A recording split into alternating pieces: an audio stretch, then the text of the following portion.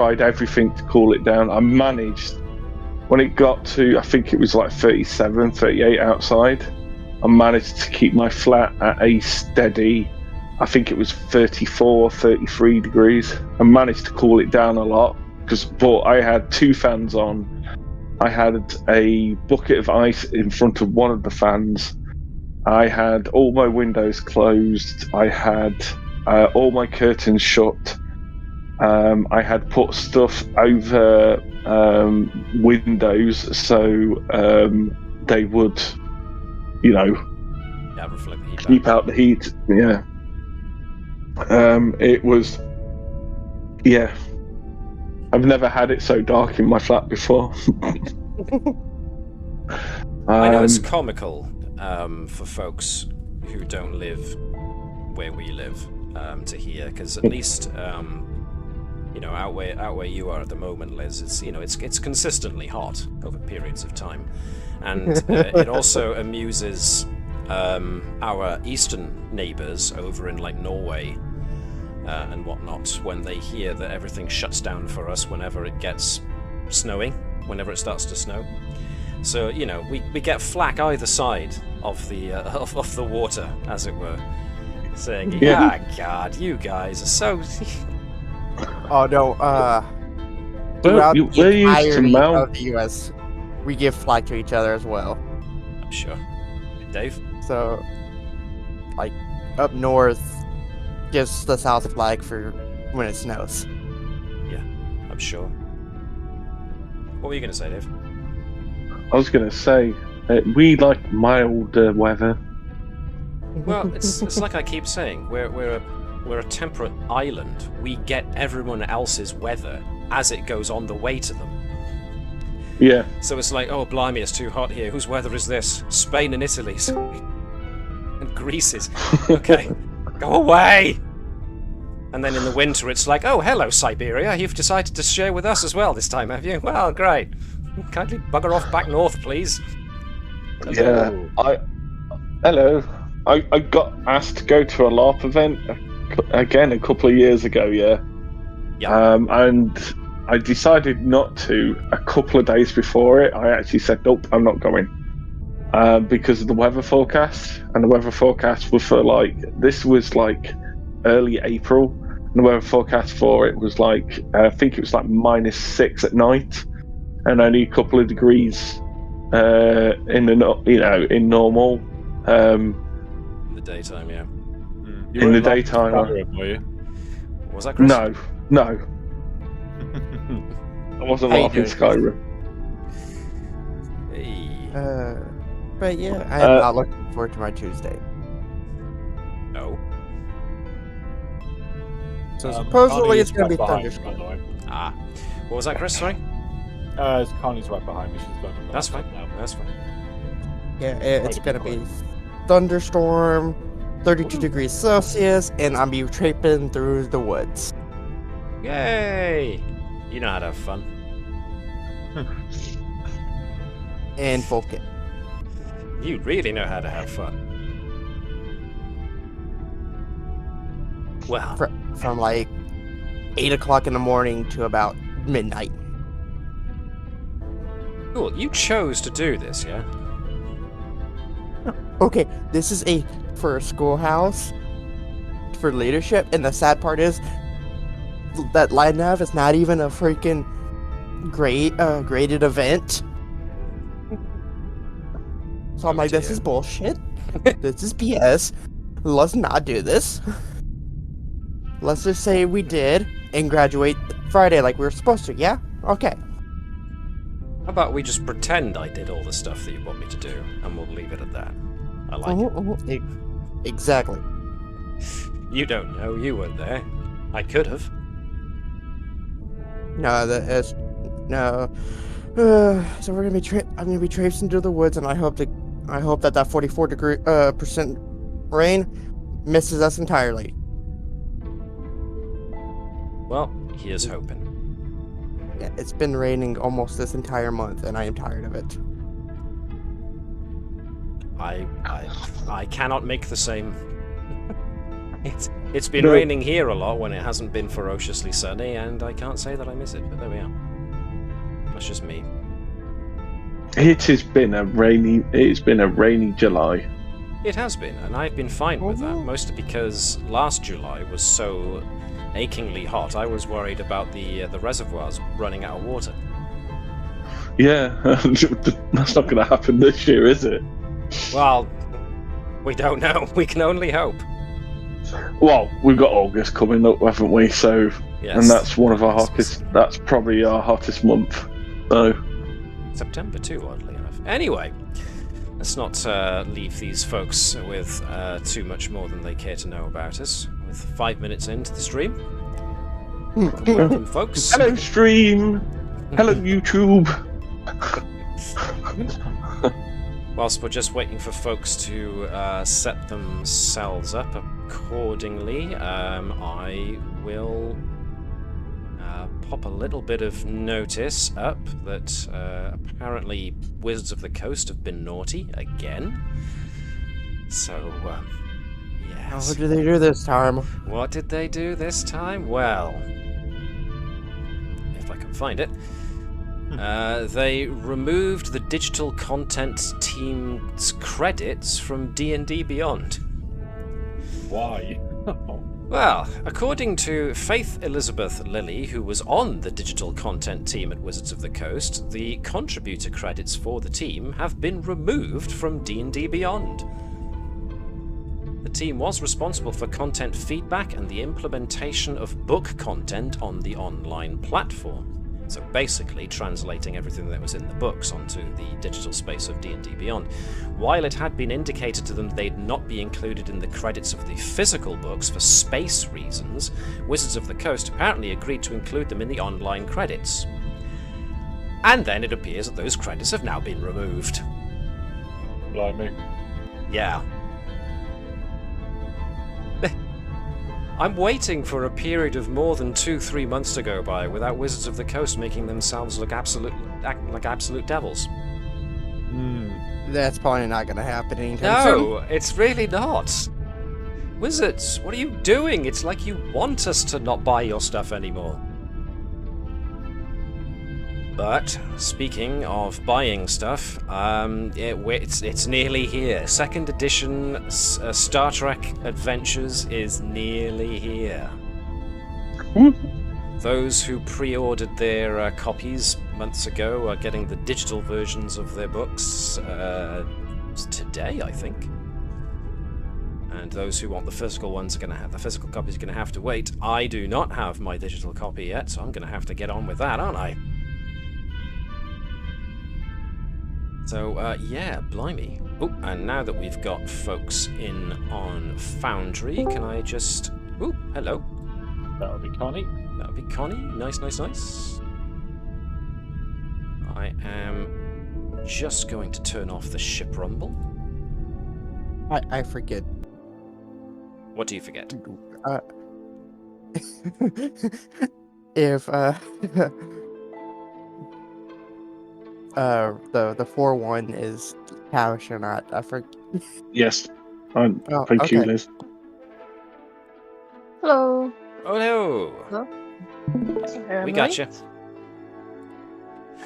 All right, then. If we've got everybody, Connie's signing in. Everybody who wants to hear Sirenscape can hear Sirenscape. Yarp. Excellent.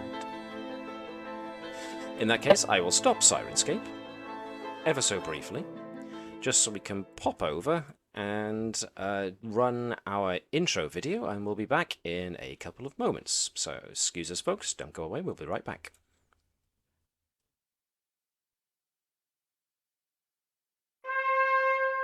No, seriously, stay right there.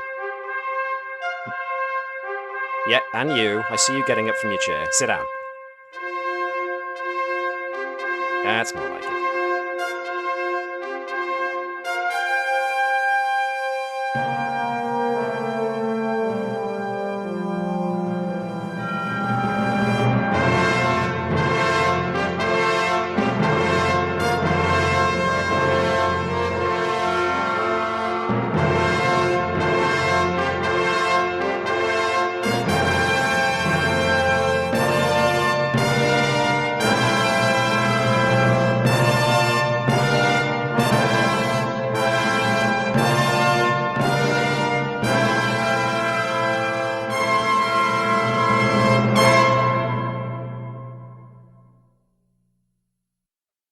Hello, folks, and welcome along to the continuing adventures of the USS Combs. I'm MJ the GM, and I will be your Games Master for the next couple of hours. With me are most, but not all, of our intrepid crew,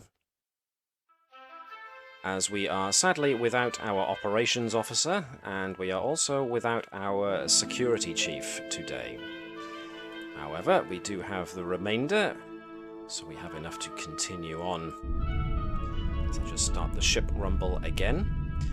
And as I turn this black for all of a second, just to fire up something that I forgot to fire up before. Here we go. I have one last... well, actually, I've got two things to plug. The first, of course, is the Utter Crisp. Chris, take it away. Hello. Sorry, was just unmuting myself. My dog was going off on one just now. But yeah, same as always for me. I have my Having a Mosey series on YouTube.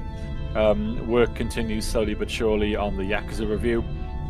Hit about half an hour. The video's about half an hour long now.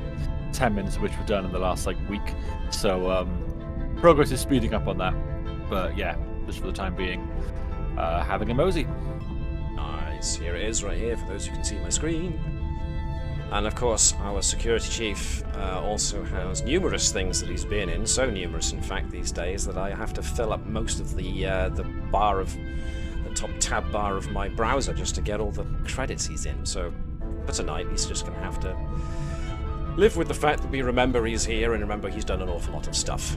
But as well as WotC being naughty, and the fact that we're also soon getting the 2nd edition core rulebook of Star Trek Adventures. I don't always plug these things, but these ones I shall. Humble Bundle have once again got the Doctor Who Ultimate RPG Collection up for children in need. And that's not long come up, so it's still got a little bit of time. 20 days left of this, so if you fancy helping out children's charity and fancy your hand at the Doctor Who RPG, of which, as we can see, there's a heck of a lot.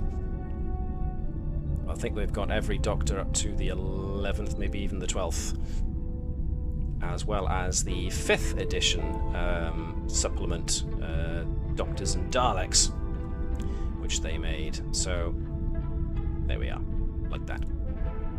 In the meantime, we have the Combs crew, who have recently just been setting off from being essentially kicked out of Narendra Station, since the Klingon Empire and the Federation are now in open conflict.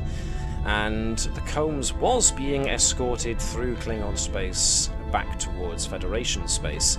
Unfortunately, it seems that the Klingons who were escorting you were intent on something a little different than safely escorting you through space.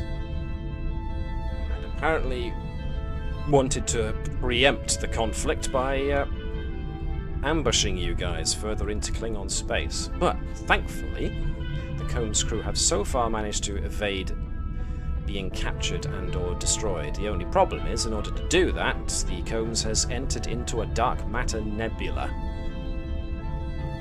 So, as well as suffering numerous plasma lightning strikes, which hurt the Klingons as well as the Combs, you were just about getting the upper hand on these birds of prey that they sent after you when their command ship, the Huveg, I believe it's called.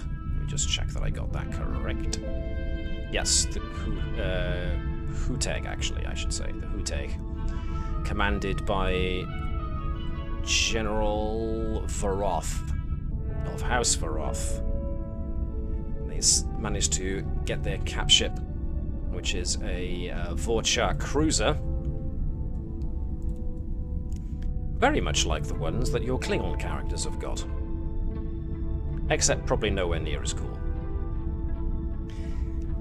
Nevertheless, you've tried giving them the slip, but the last thing that happened to us was that the Combs ended up inside of an area of the Dark Matter Nebula where all of a sudden your forward momentum has pretty much started to slow to the point where it's about to cease entirely. and the Klingons are still on your tail. So, before I get into the continuation of this episode, does anybody have any questions or comments or concerns, anything that you need to be reminded of that I didn't clarify? Biffy. In that case, let's just check. Dave, you're still down a PC, so you still need someone to help you view the screen. You've got that? I have. Excellent, thank you, Liz. And the others are with us, so of course our TAC and our operations officers are going to have to be shared, but that's no problem, we've done this before. So, let's get down to where we were.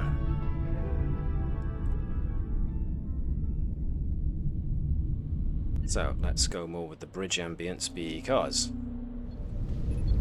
you are now stuck in a point of space where your forward momentum is slowing. So let me bring you to what I can see currently.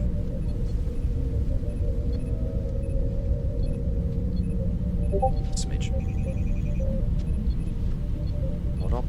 Let's get down to business. Oh, look at that. Says exactly what you posted. To defeat the Klingons. Ooh, the syllable count doesn't match, does it? Right. So, Liz, yes, your Ensign Bonnet's speed readout is clocking down and down and down. Soon the ship will come to a complete halt if the decrease keeps on going. So, with the situation being what it is and the Klingons probably not far away, what would you like to do?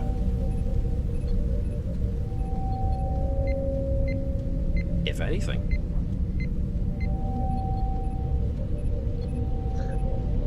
In fact, let's bring us... Go on. Nope, okay. So, no, I was going to ask, so all the systems are pretty much aren't down but are losing energy, aren't they? I will From take us what I to understand it. Deck 1 so we can get a bit more of a ridge-based view. Right, so... Sorry, it's Connie's turn at the moment. Her Discord has gone down. Be back in a second. Okay, thank you for telling me. I thought it was Connie was a bit quiet there. Definitely need to hear from our science officer. Yes, at the moment you have the problem that, well, you have lost power, but that was mostly through the initial plasma strikes, and your shields are currently down. But other than that... Oh, there you are. We didn't want to put more into the shields because of the plasma strikes. Yes, but now the plasma storm is behind you, as it were, and you've entered into this weird area of space. Ensign Bonnet's readout is now showing a full stop on forward momentum, even though the impulse engines are still, or rather the warp engines, are still showing activity. Alright. Let's get shields up then. Okay. Shields. If you want to regain shields, in fact, let me make this slightly easier. Let me bring the Holmes's token here onto the bridge, just so that we can use it. Let's bring it over there. Bit intrusive, I know, but for the moment I'll just make it easier. So if we want to get shields back up online, that's usually a internal systems. Regenerate shields is going to be a control and engineering with help from the ship's structure and engineering. So, Connie, how you doing over there? I'm out of forge and I can't onto the session anymore. Okay, I will kick Connie. so that she can hopefully log back in after it realizes she's no longer in. So in the meantime, I'm going to ask for, well, Liz, this is going to be probably Tavish giving us control and engineering. Where, if I can get Chris, if you can be the Combs. Sure. Combs is going to be rolling 1 dice and is giving me structure and engineering, but this also costs a point of power. If I'm doing, I think it's, I can't remember which talent it is. I think it's Miracle Worker, or I'm giving it all she's got. I can negate the power. Yes, yes. So before Chris takes the point of power off, unless he has done already.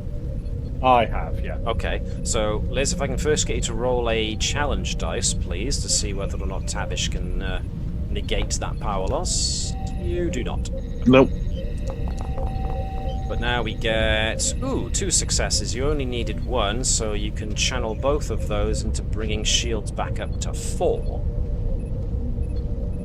So you have some shields for the moment. Bonnet. How's our... Go on, sorry. How's power? How's our power? Our power's... Alright, we need to get our power back up as well. Yes, you do, but it's going to need to be somebody else other than Tavish doing it. Which could be a good chance for Phlesc to do something, because he has got power systems and he is the operations officer. So, this time, Chris, could I get you to be Phlesc over here? Sure. Let's see. Power management is just by the operation, well, whoever's doing it. So it's either daring or control and engineering. His daring is just as good as his control, so it's whichever one you fancy using, Chris.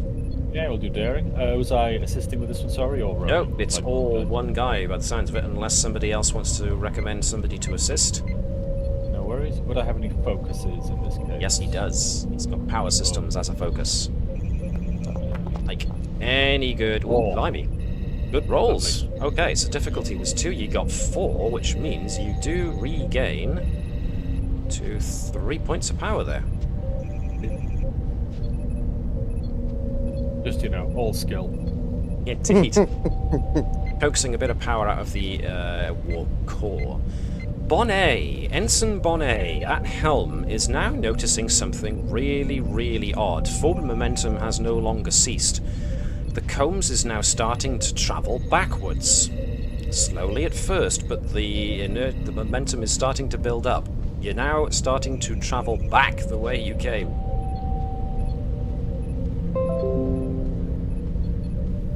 What would you like to do, if anything?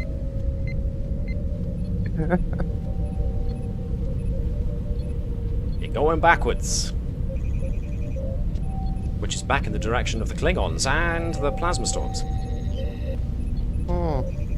Could she... Okay, so if we were technically going forward, now we're going backwards. Can she put the ship in full reverse and see if that makes us go forward? All right then. In but that can case, we find?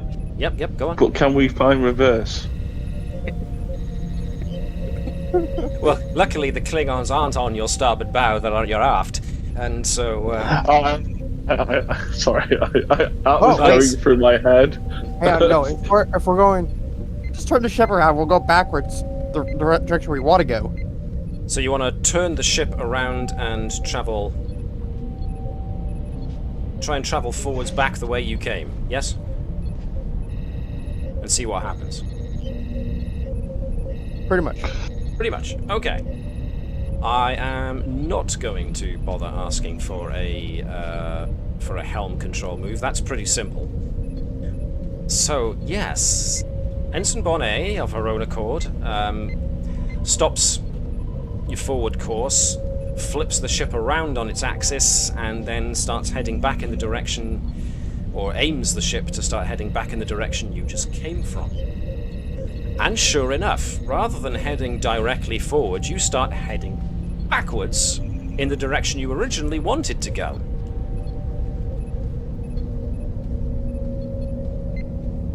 So, interestingly enough, you've hit a strange area of the dark matter nebula where forward is backwards and backwards is forwards. Luckily, you have managed to realize this a lot faster than the Klingons have, because from your forward visual sensors, you can now see that the Klingons have now hit this weird area of space, and they're having trouble coming to grips with what's going on.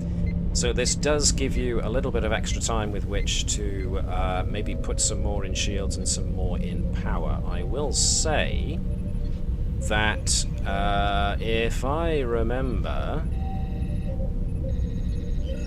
whenever Tavish succeeds at power management, Tavish can restore power equal to her engineering score. So if you certifiably want to return even more power, it would probably be more sensible to get Tavish to do the power reallocation stuff and somebody else to raise shields. Connie, you still having problems logging in? Oh, no, here you come. It just gave me the option to sign in as me. Woohoo.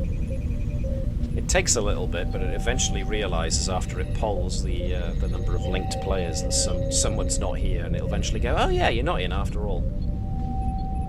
It is unfortunately a common problem when you lose, when you have trouble connecting and when you lose your session. But sadly, there's only one way to do it, and that's to kick you out and come back in. Nevertheless,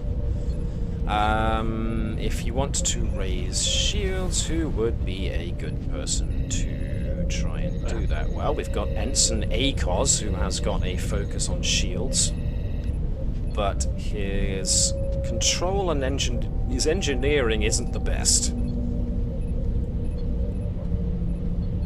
Your internet's dropped again. Oh, I see. We switched places. I think you have. Seems your internet doesn't like more than one of you being dominant at the same time. Yeah. That's unfortunate. Do whatever you need to. I mean, share a screen if you need, and a microphone too if you need to. If you can't get back into this time, we'll just huddle up on a PC, I suppose. Whatever works. Whatever allows us to continue.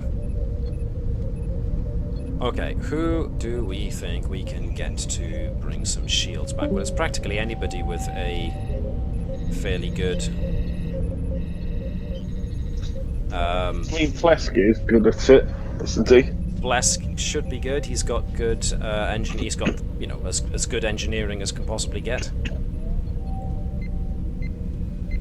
So if you want Phlesc to do shields, that's perfectly fine. And of course, if you want to get extra help in... Yeah, let's get some extra help in. Okay, so who do you want to help out with the shields? If Phlesc is going to be being primary, then who would you like to be assisting on shields? Has any of my engineering team got anything in shields? I can't remember. Let's have a look. Life support maintenance holography, no. Ensign Kenson has got maintenance and warp field dynamics, so not really, but they do have ratings in engineering at 4. So even though they don't have focuses, they don't have a bad engineering score at all. What about Gerkow? Phlesc. No. About Phlesc is assistant. Phlesc can assist or take lead, depending on which... No. Phlesc is one of his subordinates. I can't know.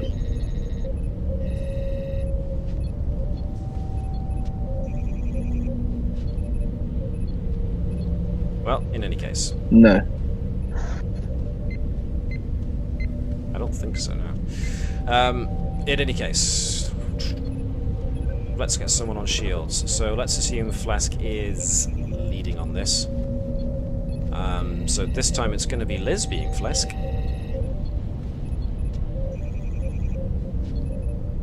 Giving us... What are we doing? Shields? Yep. So that's control and engineering with a difficulty of 1, with the ship giving structure and engineering. Any focuses? So, Phlesc doesn't appear to have shield-based. Oh yes, he does. Deflect to shield force field technology.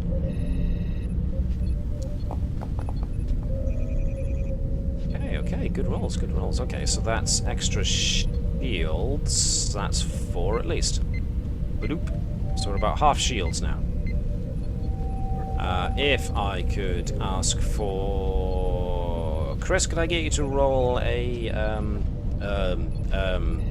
challenge dice for me, please, to see whether or not we can get the shields back without using power? Sure. We can! Excellent. Sure. Okay.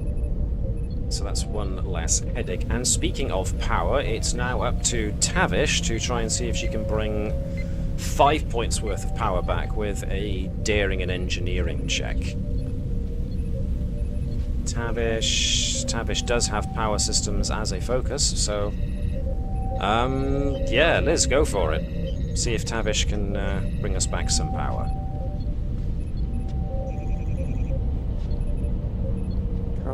Daring. Daring and There you engineering, go. please, yes.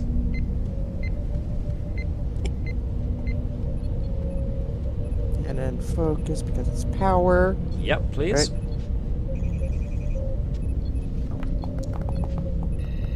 Oh dear. Legion of Honor. Yes, indeed. Legion of Honor. Okay, so no successes. So sadly, there was no power restored. Can I use a determination to re-roll those? Reroll, if you want to. Absolutely, you can.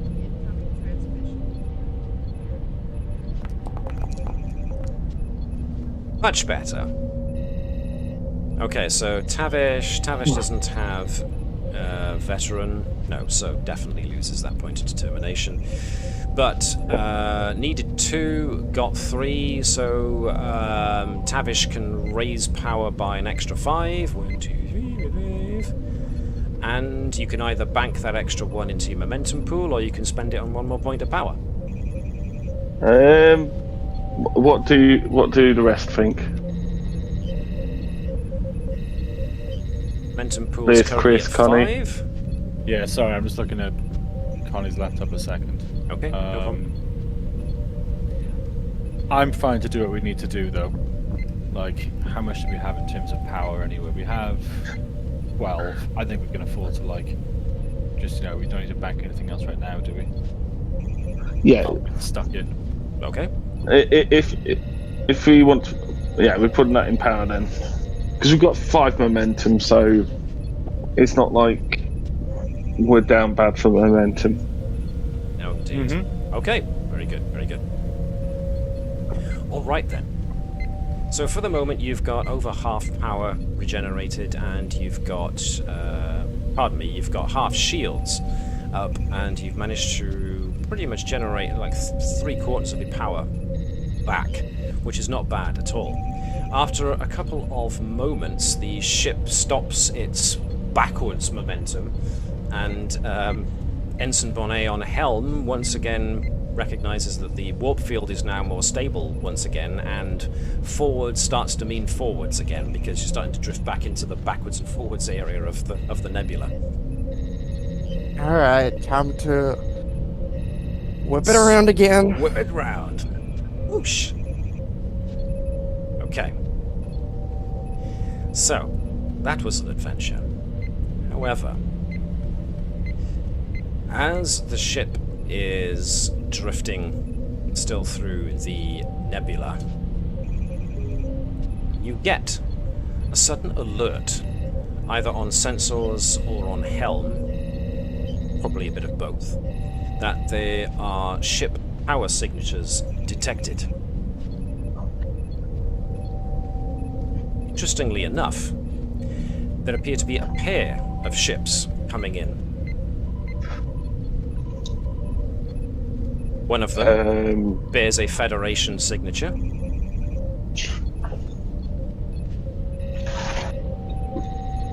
And one of them appears to be a Klingon bird of prey coming out of cloak, targeting that other Federation ship.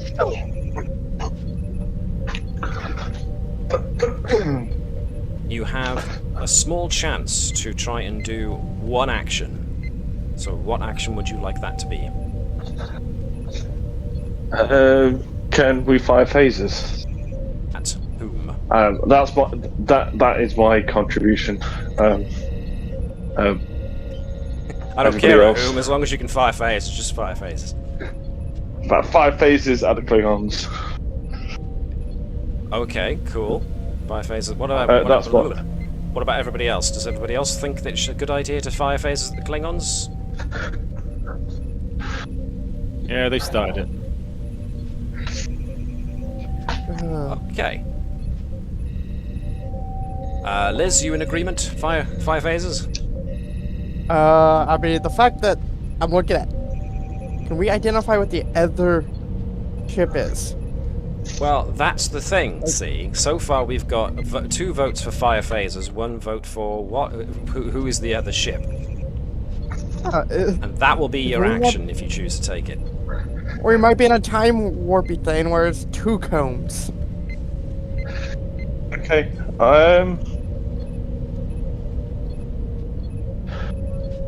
Actually, Liz's idea is pretty good.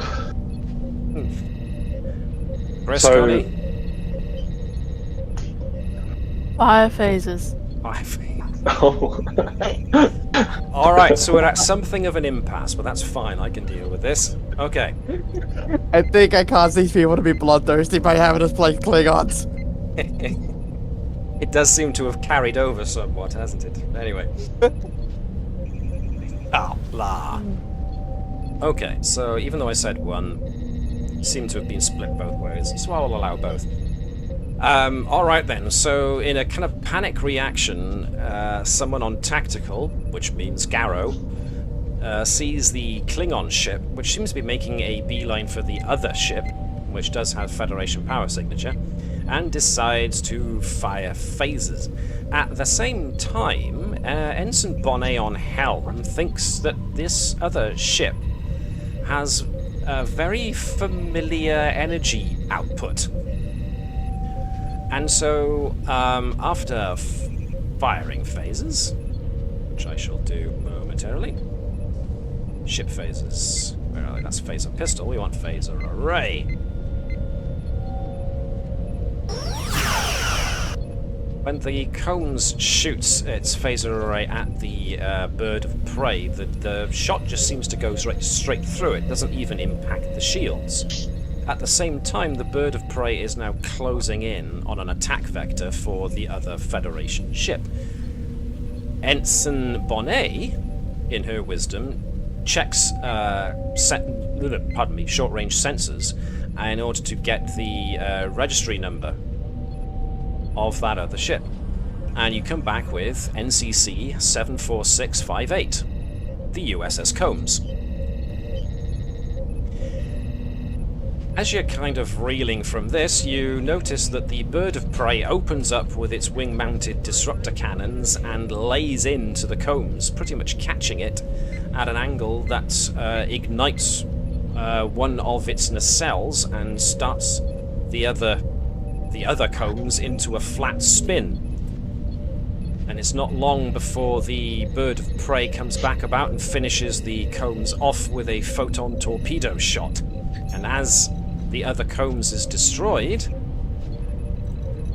the bird of prey vanishes, along with any evidence that the entire thing occurred.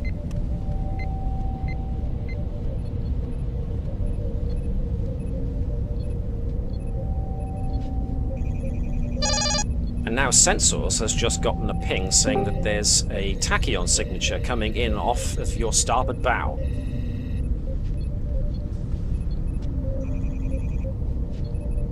Tachyon signature more than likely means cloaked ship. What would you like to do? Prepare for battle, because I have a seeking feeling that was a glimpse of the future. Just one thing of the future. Sure enough, coming in on a similar attack vector is a Klingon bird of prey. However, you can act first. So are we saying don't fire phasers? No, this time we can. 'Cause I'm pretty sure that one's a real one. Okay. Alright, Blow it up. so what we usually want is, are you just going to go for a flat fire phasers and see what happens, or do you want to build up a few advantages first? Let's build up a few advantages, because that seems to really work out for us. Yes. Okie dokie, in that case, let me step this up a bit. Actually, let me make it this one.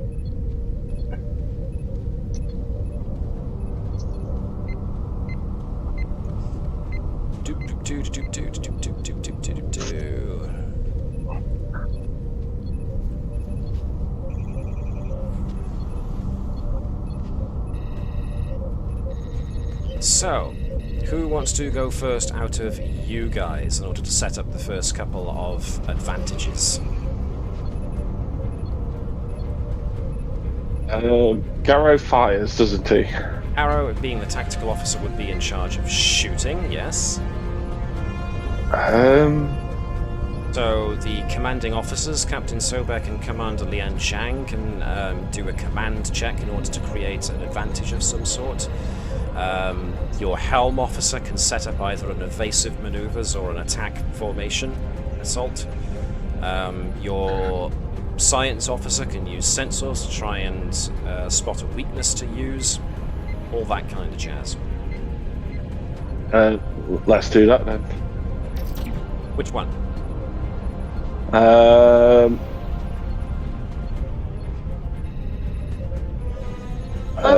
Multiple advantages, right? So. Yeah. So. Well, they're gonna fight. Yeah. Let's do. Let's do Liz's character. You want to do some flying first, okie doke. So what would you like Bonnet to do? Do you want to do an attack pattern or an evasive maneuver or some other fancy flying?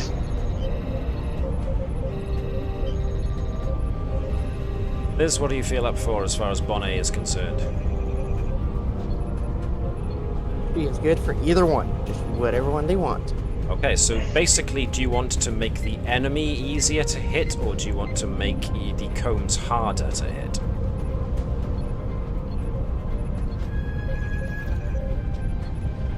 I would prefer easier to hit, but that also makes us easier to hit. In a way, yes. Correctly. Yes. So obviously, there's always a gamble. What do you guys think? Attack? The best defense is a good offense. Sounds like attack. Yeah. Alright, so yep, she'll do an attack vector. I'm going to use my hands-on pilot, which means the ship automatically rolls a 1. Ooh. Which also means no one else can fly. No one else can use the dang thing, but yes. Alright, so we don't need anything, but we will need a challenge dice roll to see whether or not this attack maneuver expends any power. And then here's my helm roll. Excelente, so that's 4 successes overall, which is more than what we wanted. We need to challenge dice.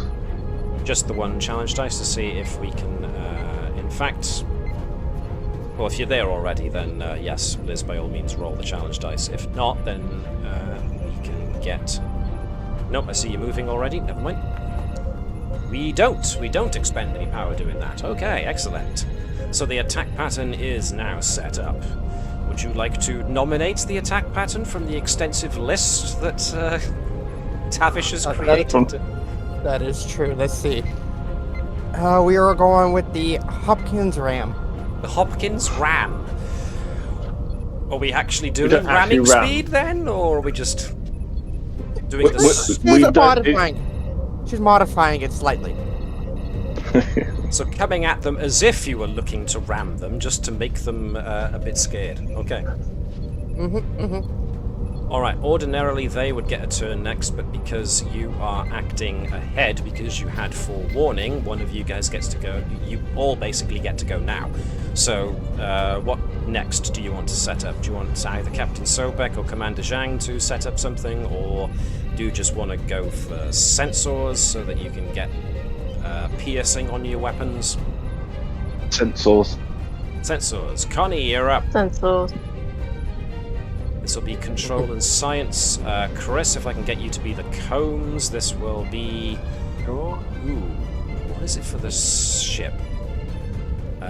Sensors. Scan for weaknesses, sensors, and security from the ship. And this shouldn't... the Bonnet Bluff. There we go. That's a good... add that to the list of attack patterns. Does this consume put it in my attack patterns. Put it in the list. Okay, so the combs doesn't assist much. So it's all down to Connie. If you can do control and science, please, Connie. With the chance of finding the weakness, with this probability of finding. Yeah, go for it. Yeah. Using the probability of the ship class, you know what inherent weaknesses they have. It's highly probable that. Woo! Good grief. The god tier focus. Yes, indeed. Which gives you the piercing 2 quality on your weapons. Okay, cool. Which means we activated Gerkow. Now what do we want to do? Do we want to go straight for the shooty bang bang fire, or do we want to do something else first? Or do we think we've set it up enough? Do we need to prepare by raising our shields in case after? Have we got our shields up? Shields are up, but they're at 50%. Let's get Commander Sobek and Liang Zhang to do something for command to set up a bit more advantage, and we'll get Tavish and is it Phlesc? Has Phlesc done something already? Phlesc hasn't been yet either, no. So get Tavish and Phlesc to do the shields. So if that's all right with everybody. Yeah. Yeah, of course. We're gonna hit him hard and hit him fast. The best defense is a good offense with shields. So yeah, Liang. Okay. Captain Sobek and Liang Zhang set up another advantage for us. Okay. Connie, if I could get you to be the captain. Chris, maybe be Liang Zhang. Both of them using presence and command, basically. Probably the captain using 2 dice, Zhang using 1. She needs to work on her command a bit, but she's only been recently promoted to first officer, so we can forgive her for being not all as good as a dedicated first officer could be. Can I usually focus at avian breeding? I don't know why it would apply. It's just... The prey. It's a bird of prey, therefore no. No, I think not. It makes sense though. Yes, if this was some kind of... Go on, sorry. Everyone needs a hobby, I suppose. Well, exactly. Do I have any focuses that are... I will say subspace physics could play a role in this because you are operating inside of a dark matter nebula, so... That was almost a 20. Could the captain use a focus of observation? Yes, absolutely. This would be him giving inspiring speeches and commands. That's a good one.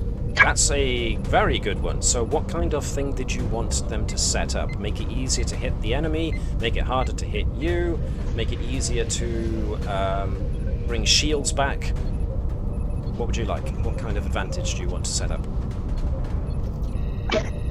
Well, we've already set up that they're easy to hit, and our hits will be more piercing, right?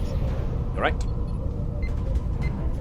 So you've got a lot of attack-related stuff going on there, so it makes sense if you wanted. You could create an advantage that does defense. Or you could have even more attack. Sorry, Connie, go on.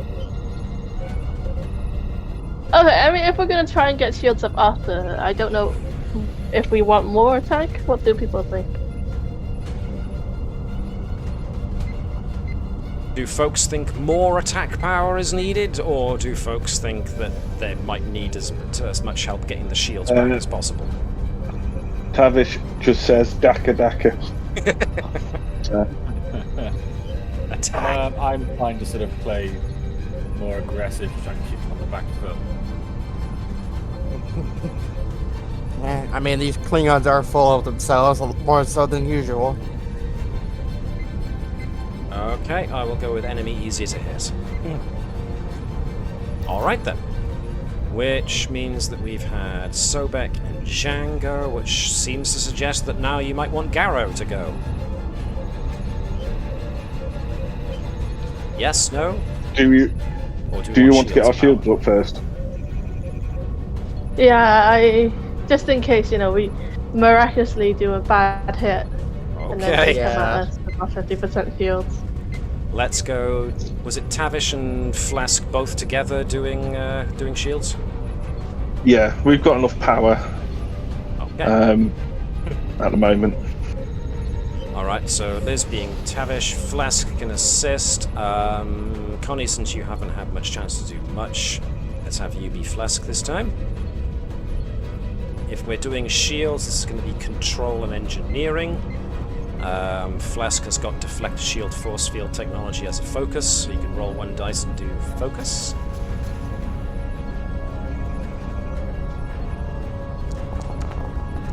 It's a good lot of rolls right there. 4 successes in total.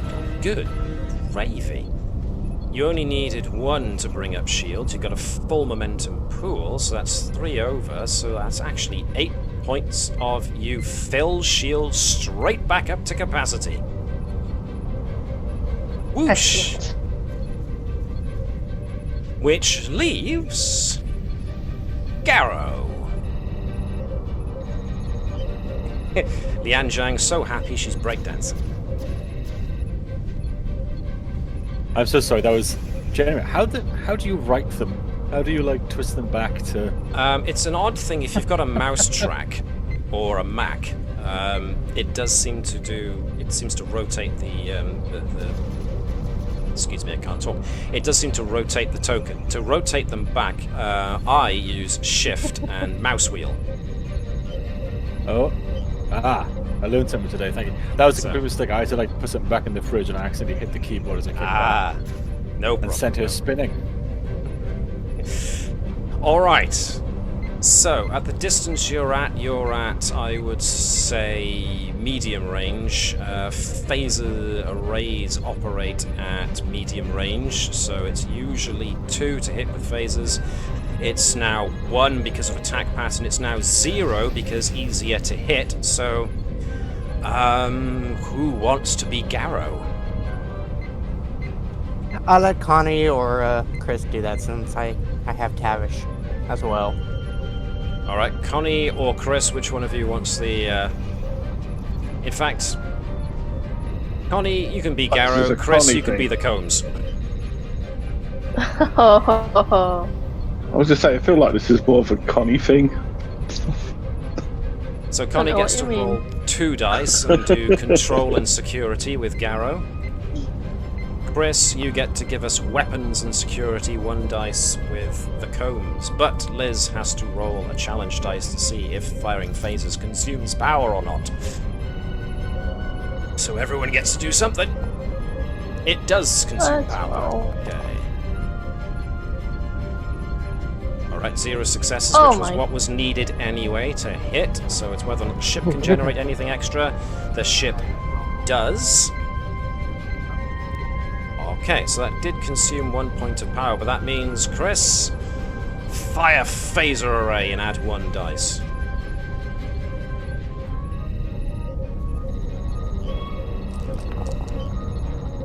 Okay, not bad.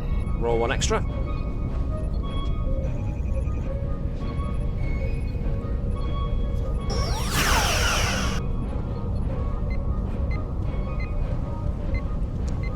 go. It's 1 and an effect. So that's 6 successes, 4 effects. You've got piercing, which means you ignore 2 points of resistance. So it's actually 5 with 4 effects. 5 knocks their shields down, but also gives them a slight knock.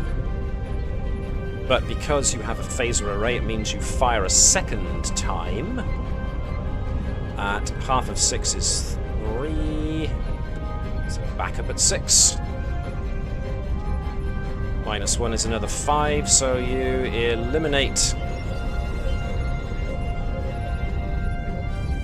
basically obliterate the bird of prey. Ba-boom!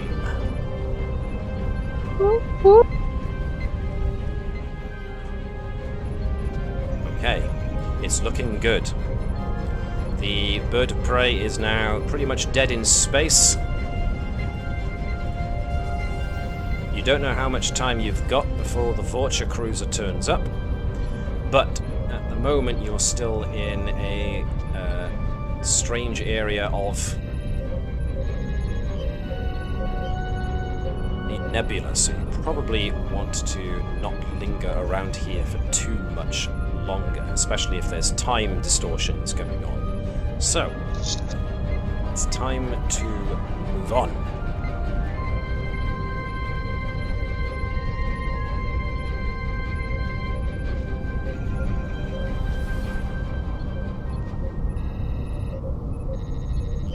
As the ship plows on through the nebula, you come to another strange area of a strangely lit area of the nebula, and for the moment there's no sign of the Klingons. Let's see. Tavish would be the first one to notice, as everyone is very pleased with themselves, getting the shields all the way back up. The ship's power is gradually bringing itself back up.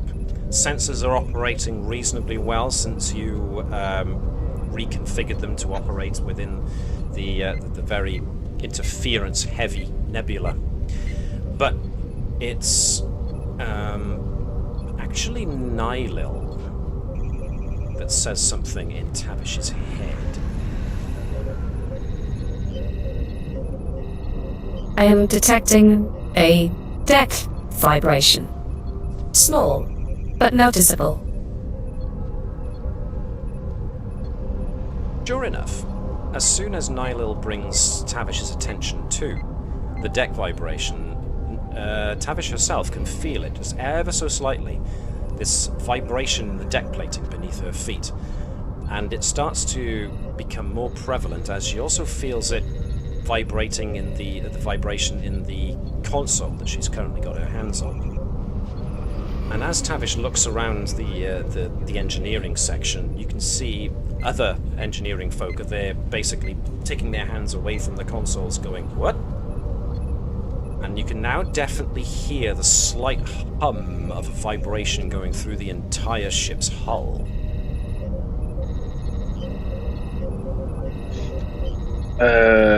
Time to figure that out then.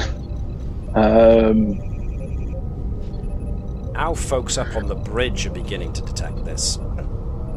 Even those in sickbay as well. Everything is beginning to vibrate just enough that it's noticeable. It's creating this somewhat audible hum.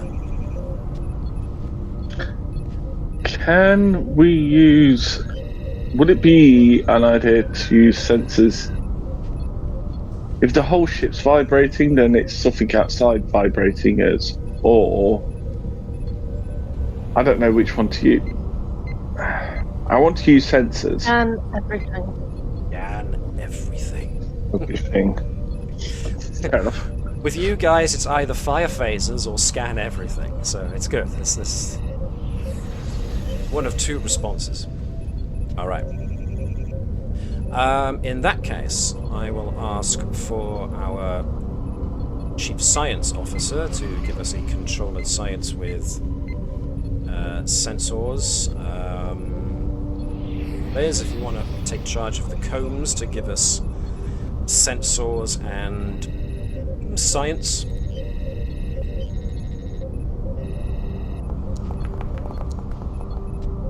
Okay, the ship gives us a success. Legion of Honor, have I used them yet? How many have you got? You got 2, right? I've got. This might be your second. Don't think I did have used any. No? Oh no, that's fine. Let's see. Let me scroll back a bit. I haven't seen any yet. No, Tavish got Oh. one. Mark has used one of Phlesk's Legions of Honor. The Klingon's got a complication. Captain Sobek has used one of his Legion of Honor. Okay, it doesn't seem... I could be wrong, of course, but I'm going to say yes, Legion... Gerkow hasn't used any of her Legion of Honors, it seems, so we can use one. Use it now. Okay, so we ignore that. We've got 2 successes overall. Okay. Around about when sensors brings feedback is also the time that Ensign Bonnet notices that the ship is now picking up speed.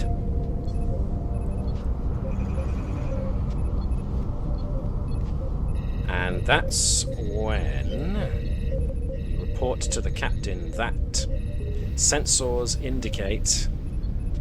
I can just bring it up. A massive gravity wave incoming.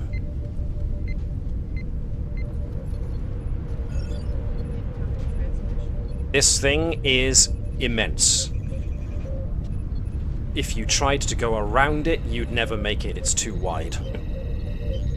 And the fact that it is giving off such powerful gravitational effects means that the ship is now being slowly and inexorably and more speedily drawn towards it, especially as you're heading in its direction. The ship is picking up speed.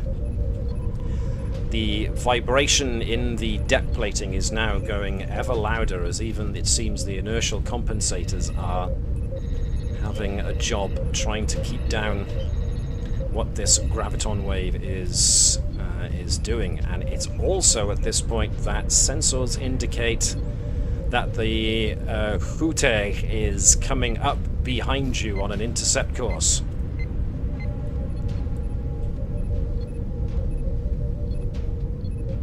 Now, there are very few options available to you. This thing, if and when it hits, could potentially crush the ship like an egg, but like I said, it's so massive and so far across that going in any direction, you would probably end up clipping it one way or the other.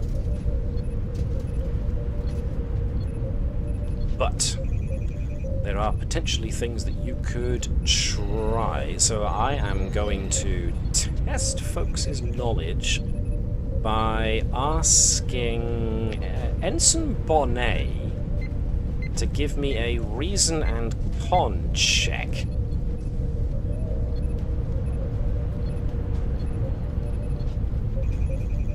Difficulty 1. Any focuses? Warp theory.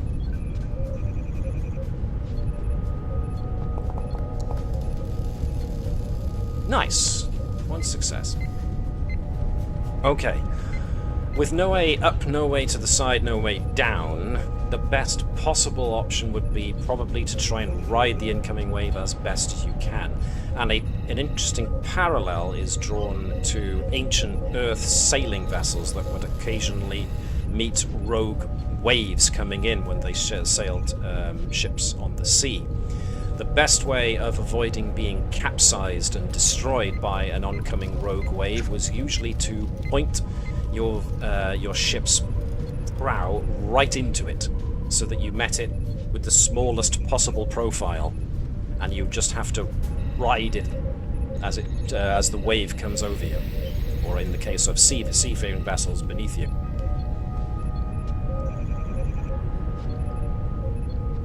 Still not to say this is going to be pleasant. What was that, sorry? But if that's the best thing, we're going to do that. Now, thank you, Liz. It's gonna get, yes, it's gonna get a bit shaky, and yes, the ship is picking up speed as the wave is coming closer, and the vibrating in the decks is now becoming a very definite shudder. You do, actually, and this comes from Captain Sobek, you do have another advantage that the Klingons do not.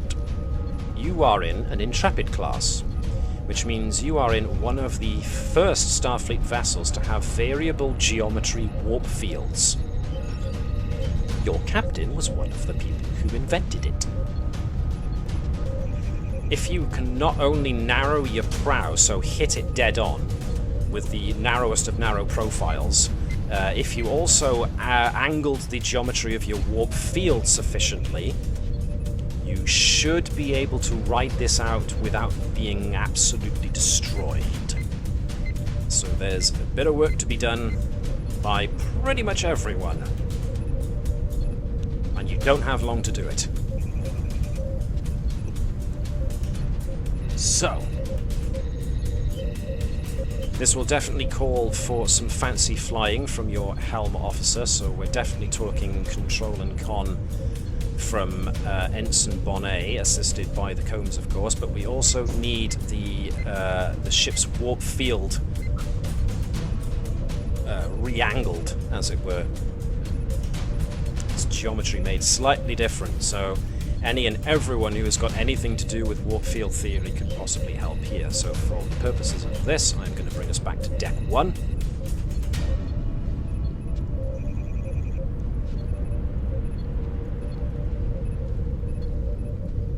So, yeah, your helm officer is going to be busy. I don't know who has warp. I don't know if I've got warp theory. I think Phlesc has. It's got warp field dynamics. Yeah. You've got warp. Bonnet's got warp theory, yes, but she's going to be busy flying this thing. Can we have Lian Shang take the helm? If you want to, you can have them swap. Here's the sad part. Hands-on pilot. Yep, Bonnet has reconfigured the helm controls so that it's easier for her to use it, but harder for everybody else.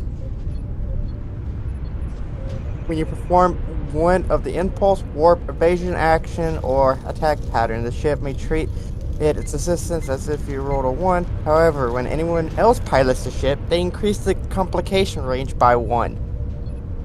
And the complication range is already going to be up by 1, so that means it increases by 2 if anybody but Bonnet pilots the ship console, uses the pilot console. I took a book out of the Klingon pilot. Took a page out of the... Yes, indeed. Okay. Well then, Captain Sobek. I mean, inspiration, invention, starship design. He could get in on it. I mean, Tavish has got warp engines, so would probably know something about how to realign the warp geometry. What about Kenson? Kenson has got warp field dynamics, actually. So Kenson's another potential choice. Oh, Kenson. Warp field dynamics is also something from Phlesc, so...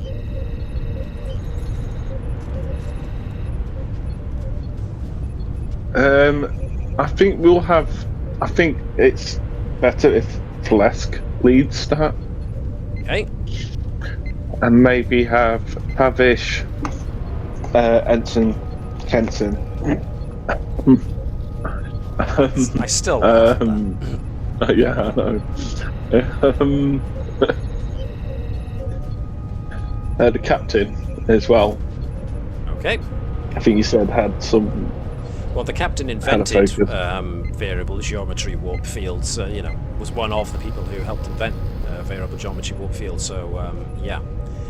So that's, if Phlesc is taking charge, that's 1, 2, with Kenson 3, Tavish 4, Sobek is 5, so that's as many dice as you can have. So let's see how well you manage. Chris, can I get you to be Phlesc, please? Giving us... Certainly. Reason and engineering with a focus on warp field dynamics. Kenson is going to have probably control and engineering using warp field dynamics. Can we have Connie be Kenson? Rolling 1 dice. Liz, if you can be Tavish, rolling 1 dice. I suppose I'll roll for Captain Sobek. I just got back, but Phlesc is leading this, isn't he? Phlesc is leading this, yes please. Cool. 2 dice and with focus. Any focus for Tavish? Tavish, yes, Tavish has got warp engines. Ensign would the captain be using his focus of invention to make up, just to bump the numbers because he's the inventor? Nice. Okay. In fact, Connie, if you want to take control of the captain, then, since you just came up with that, control and engineering from the captain. Lovely. Do better than Kenson, please. Oops. Do better than the ensign. Yes. Come on, you invented the thing. Come on, Cap. 2 successes because of course. The captain helping and doing it at last. Alright, so between all of them, Phlesc, Kenson, Tavish, and the captain managed to successfully narrow the warp bubble so that it's pretty much like a really long, stringy oblong kind of shape. So as narrow as it can possibly be, as pointy at the end as it can possibly manage, in order to try and reduce the incoming profile as possible. So now, with all that wonder done, it's down to the pilot and the ship. And the graviton wave is getting a lot closer now. The ship is starting to vibrate very, very heavily. Numerous places on the ship are starting to report consoles are cracking from the hull stress, and the ship's velocity is starting to pick up quite a bit. So, Ensign Bonnet, we will need control and con from you. And can I have Chris, if you can be the Combs? This is going... I was going to use hands-on piloting. Oh, of course, hands-on piloting. Never mind. I need all the help I can get. Yep. Using hands-on piloting, okay. Can I get Chris in that case then to roll me a challenge dice to see if this will consume power? You said the complication range is 2? Complication range is 2, so it does consume power. So it's at least 1 power. Here we go! Only 1. Plus the 2 that I got from the ship. Plus the 2, which is 3. Are you happy with 3? You can say yes. Are 3 successes enough, do you think?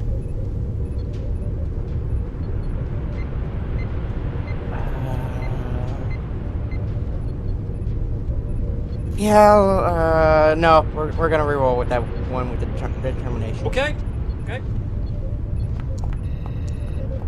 And we get a 15, which is 2 successes, which makes for 4. All right, everybody pretty much has to strap themselves down to a chair or hide themselves in a closet or something as the graviton wave is coming closer and closer. It's this enormous wall of just energy coming straight at you. The ship is gaining and gaining and gaining speed as you come hurtling towards the Klingons are actually coming up faster behind you because their ship is that much bigger. It's being drawn into the gravity well of the wave. And So angling the ship as best as you can, the wave hits, but just before the wave hits, everybody feels themselves pulled forward in their seats as they can feel the intense gravity. Even the inertial compensators can't compensate for the sheer amount of gravity. And as soon as the wave hits, everyone gets basically rocked back into their seats and is planted there as if you're on a rocket going up into orbit. You're just basically pulled back into your seats. The ship shudders and shakes, and you can hear this god-awful sound of hull stress and metal flexing and creaking. As the graviton wave just passes underneath you, you feel more of you is pulled backwards. But the ship's engines start to whine and shriek as they fight against the gravity waves, but eventually the rumble dies down as the Combs makes it to the other side. Oof.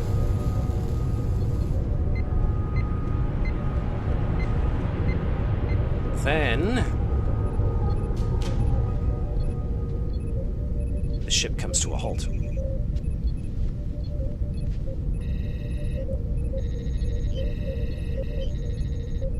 The ship has stopped. Warp engines are no longer online.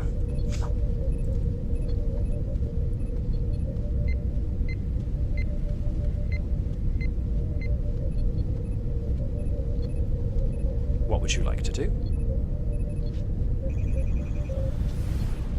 Actually, we are supposed to be here, not there. Beg my pardon. So this has gone. No more gravity wave. But the ship has come to a dead halt. Figure out why we haven't got warp engines. Okay. Yeah. And saying that, I do have a talent. Called I know my ship. Okay, when you attempt to determine the source of a technical problem, you can add a bonus d20. Okay. So Tavish can roll 3 dice if necessary, or more. Right. Reason and engineering from Tavish then, please.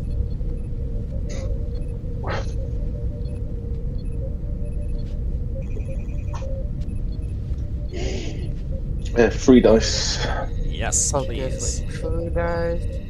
So we're taking a momentum. Right? Nope, not taking a momentum, it's free. Oh. You can add an extra dice if you want to roll 4.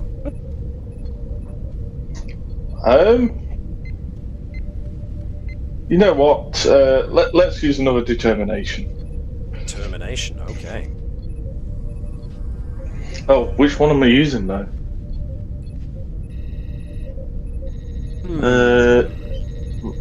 Let's. Where there's a will, there's a way. Sure. Or free thinker. Crisis was the other one I was going to go with. All right, we'll do Cruel and Crisis then. All right, and you have a focus, correct? Oh yes. Okay.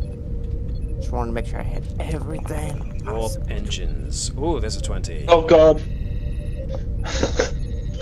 How many Legion of Honors do you have? Only 1. I don't have only 1, and I used it earlier. Okay. Alright. So, basically the warp engine's cut out. And after that whole thing with the gravity wave, Tavish just kind of leaps out of her seat and notices that the thrumming of the warp engines has basically cut down to nothing, and all indications are that you've come to a complete stop. So Tavish goes up to the console, starts typing in commands, and tries to reinitialize the warp field, at which point a great mass of sparks start going off from a good many consoles and conduits as a power feedback comes back from you trying to pump too much power into the engines there. Matt? Yeah. I used one of my talents last session. Yes. and I never disconnected myself from the neural interface. Yes, I'm aware. Yes, I'm getting there. I'm getting there. Oh no! Oh no! But first, I want you to know what you've done to the ship. As basically you have now caused a breach in the engines from throwing too much power to try and reinitialize the system. So your engines have taken a breach. So starship damage. When the engine suffers one or more breaches, it disrupts those functions. The ship loses 2 power immediately. Bing bong. Further, all internals until the internal systems officer or someone in engineering performs a restore minor action, all tasks that are assisted by the ship's engines now have or have a power requirement increase in difficulty and complication range by 1. So you've damaged the engines. And of course, now we roll to see what happens to your head. Ooh, you lucky. You lucky. Alright, so there's a short, sharp feedback up the neural link, which causes the link itself to sever, and you suffer 1 point of stress damage. But that's a quick reflex from yanking the connection loose there. Okay. Was I like 1 dice away from it being really bad? No, I rolled pretty badly. I rolled 2 blanks and a 1, so you just got 1 point of stress lost.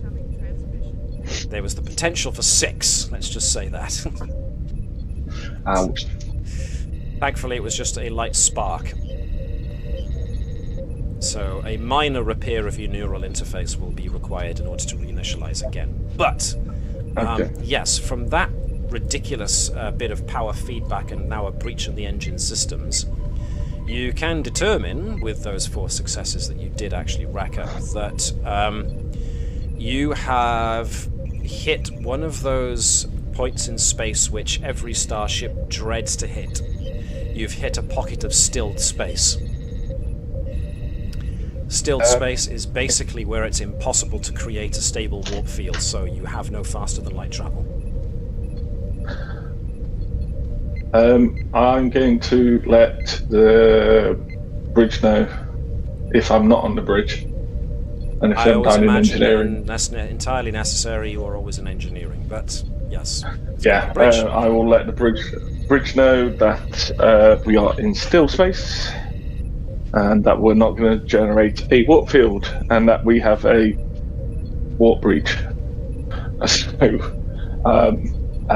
get Phlesc to come down here and give me a hand. Okay. It doesn't in a nice, polite way. In a nice way. Phlesc, you know how much you like me. Okay. So, essentially, yes, you have hit stilled space, an area in space where it's impossible to create a stable warp field, which means your faster than light travel has now been disabled effectively. So, yikes, what would you like to do?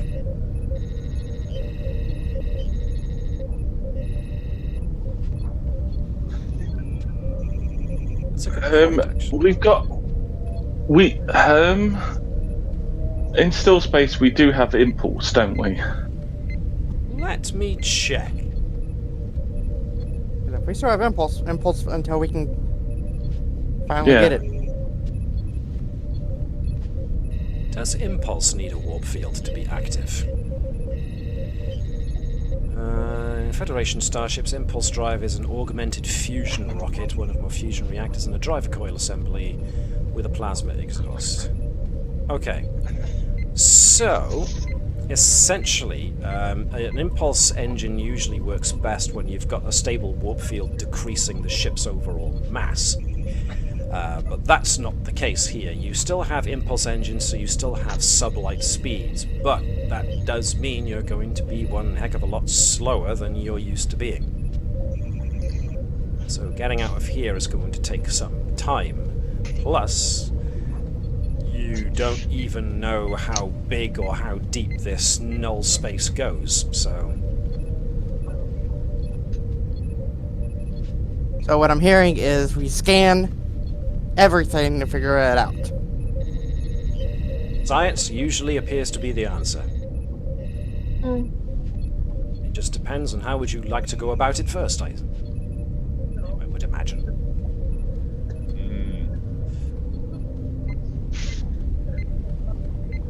But until we figure it out, I guess slow impulse, well, as fast as we can go Okay. in the direction we were heading. Just Full in case the impulse. Klingons are still... just in case the Maybe Klingons we are could still... scan for how far the Klingons are, if they're even around. Okay, that sounds like something you would want to do. If you're actively scanning for ship signatures, then this sounds like it's going to be a control and science or a control and con check using sensors from the ship. So, who wants to have a go? I'll have Lieutenant Dufresne. Yes. Okay. We can have some for go assist, but we've already got full momentum, so. Zonvagor for sensors. Dufresne for starship recognition. Nice. And from stellar phenomena too. So that's not too bad. Anybody else you want to throw into the pile? Actually, you're going to need someone who's going to need to lead this, because you can get the ship to assist as well, so... Who would you like to lead this little venture? I mean, it would make sense for the science officer to do so, but, you know, you could always recommend somebody else.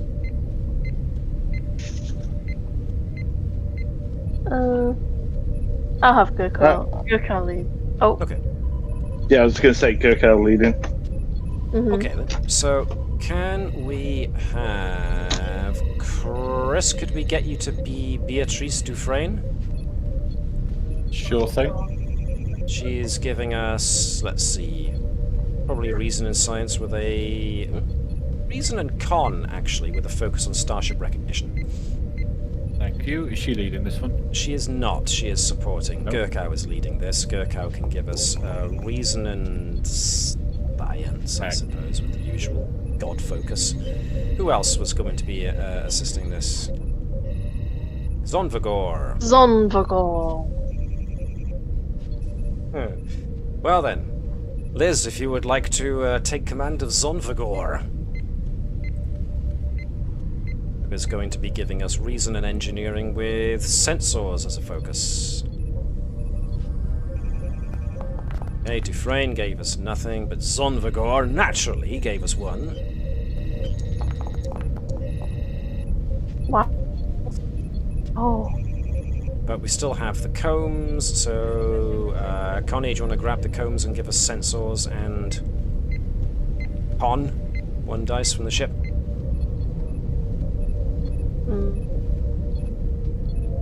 Look at the actors.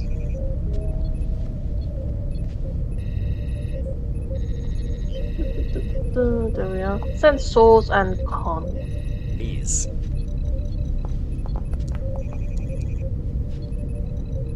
Okay. Overall, we got 1. Wow.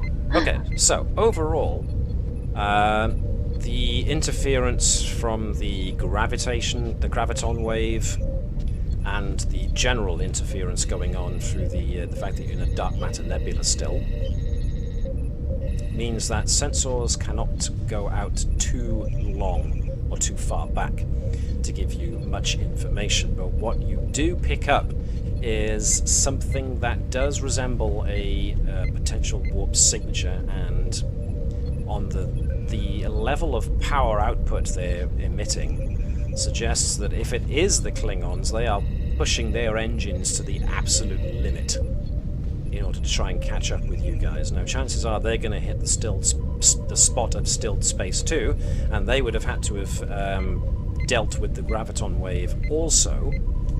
So what state the Klingons are currently driving their ship to is at this distance undefinable by your sensors, but there's the possibility that they're out there and they're doing their level best to get to you as quick as they possibly can. So, with that in mind, what would you like to try? I have a suggestion, if people want to hear it. Go for it.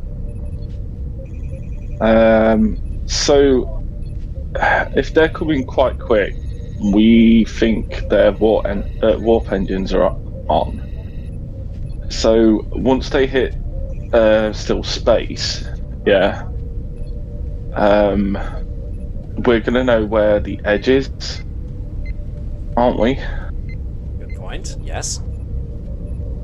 So if we can go back, use our impulse engines to get us where they're coming to. Yeah, we can get the ship there. Yes, we don't know how, if they're badly damaged or not, but they're going to hit still space, and we can get out. They still need to get out, and as soon as we're out of still space, we can get warp engines back up and, stable warp field. Well, we know we can't. We need to fix the warp engine first.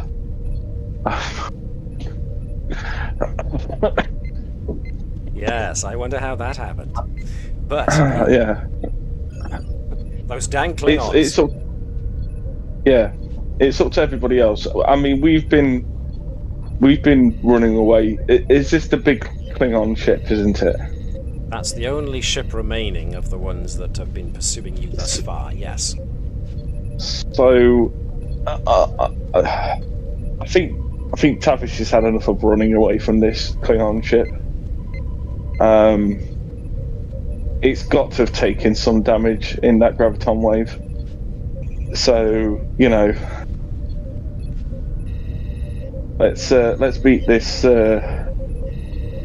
Let's beat this sleeping tiger down. Okay.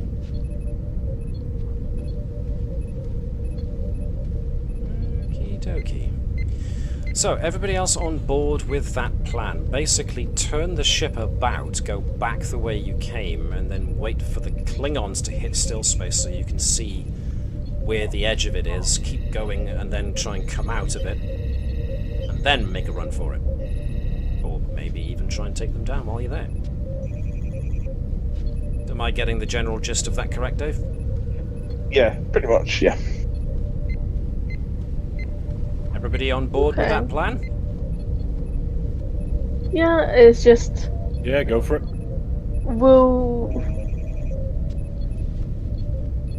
They're on time, or maybe it's really far. I don't know. But we can try. We can do it. So you've got impulse, a certain amount of momentum was generated by the graviton wave, of course, to carry on your own speed to carry you in here when you hit still space. So certain amounts of calculations might be necessary in order to judge how far you've come. But of course the easier bit will be just to turn around and wait to see at what point the Klingons just basically lose warp speed and then calculate distance. Yes. Can we try and do a quick fix on warp engines? Righty. It'll be the one and only thing you'll be able to do before the Klingons hit the still space. Are other people okay with this, or does anybody have any other plan which we should be preparing for? Sounds like the most logical thing to do, because anything that requires power or uses the engines is going to be more difficult to use now. So if you don't repair them, you might make things harder on yourself later. Okay. then I honestly feel like Phlesc should be leading this. Because I think he has parent figure. Repair. Yeah. Or parent figure, and he's got something in repair, hasn't he? Repair team leader, yes. If you succeed at damage control task, you also repair 1 breach. Aha. It requires a momentum spend of 3, but you can repair a breach to the engines, yes. Are people okay with that? Yeah. Yeah, okay. In that case, I'm going to want daring and engineering from Phlesc. If Liz is taking control of Tavish, then Connie, you're going to have to be Phlesc. Alright. Tavish is going to give us daring and engineering 1 dice with... What are we doing? Warp engines as a focus. Phlesc is going to be giving us daring and engineering 2 dice with...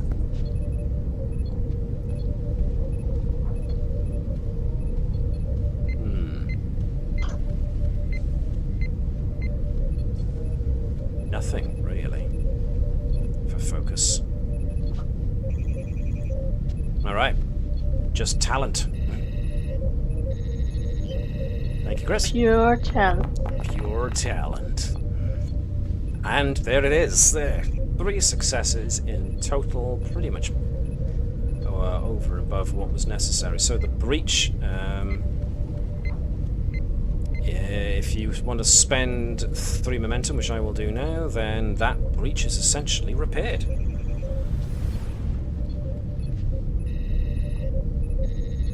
Repair team leader. Trying to if you succeed at damage control, you may spend to also repair 1 breach. Alright. So not only has the whole complication and difficulty damage been fixed, but also the actual breach to engineering that happened. Nice. Alright. So now it's a case of just waiting to see the Klingons arrive. Sure enough, within a short space of time, there does come a sensor alert as the Hute's warp signature is detected. The ship is incoming as fast as it can possibly manage. The ship looks like it's taken a bit of damage. How much damage is not immediately obvious, but it is coming in herring for your ship, and all of a sudden its forward momentum just dies. It just suddenly stops. The nacelles themselves just kind of fade out as the power is just drained directly from them. And the Hute's warp speed is just killed right then and about there. Now, its momentum is still such that it's being carried forwards. So, you've essentially now got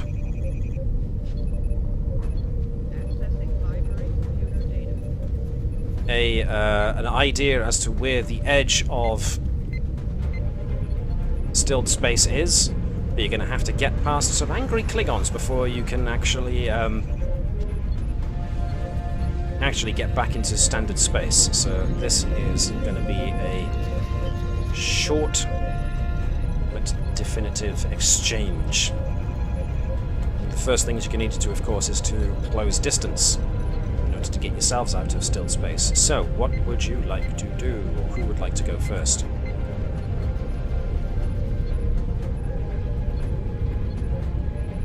Now, they have lost 2, which means they only get 4, so 1, 2, 3, I'll add these guys in.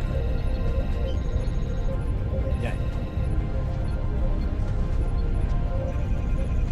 So, you have half your momentum left in your momentum pool. You have an idea where the edge of stilled space is. You've got to get past the Klingons to get to it first. Who wants to go first? Do you want your Helm Officer to go first? Do you want to set up some advantages? What would you like to do?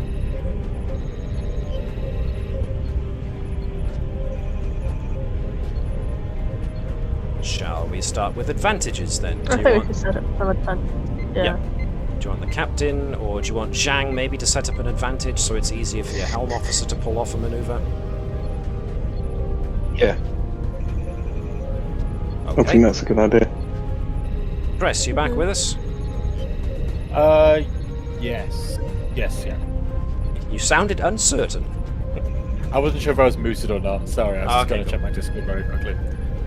No problem. Okay, so the first thing we want is for Lieutenant Commander Lian Zhang to set up an advantage so that your helm officer will have an easier time piloting this ship. So some kind of navigational or helm-related advantage. So can I get you to give me, Lieutenant Commander Zhang, a presence and con check with, say, propulsion systems as a focus. Difficulty 2. If you succeed, you'll set up a navigation-related advantage. 2 successes on the money, exactly what was needed. Oh. Nice. Right. What kind of advantage did you want? Did you want to make it easier to pull off a maneuver, or did you want to make it easier to gain an extra bit of distance? What would you like? What do you guys think? Defense, offense, or escape? I vote for offense. One for offense. One for offense. Chris, are you for offense as well?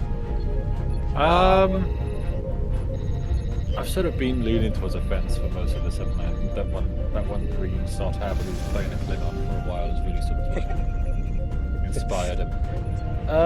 Don't worry, the Klingons will return.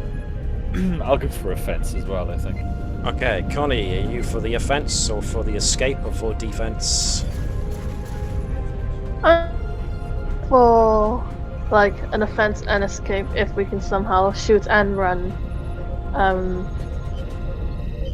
that's what I would like, I think.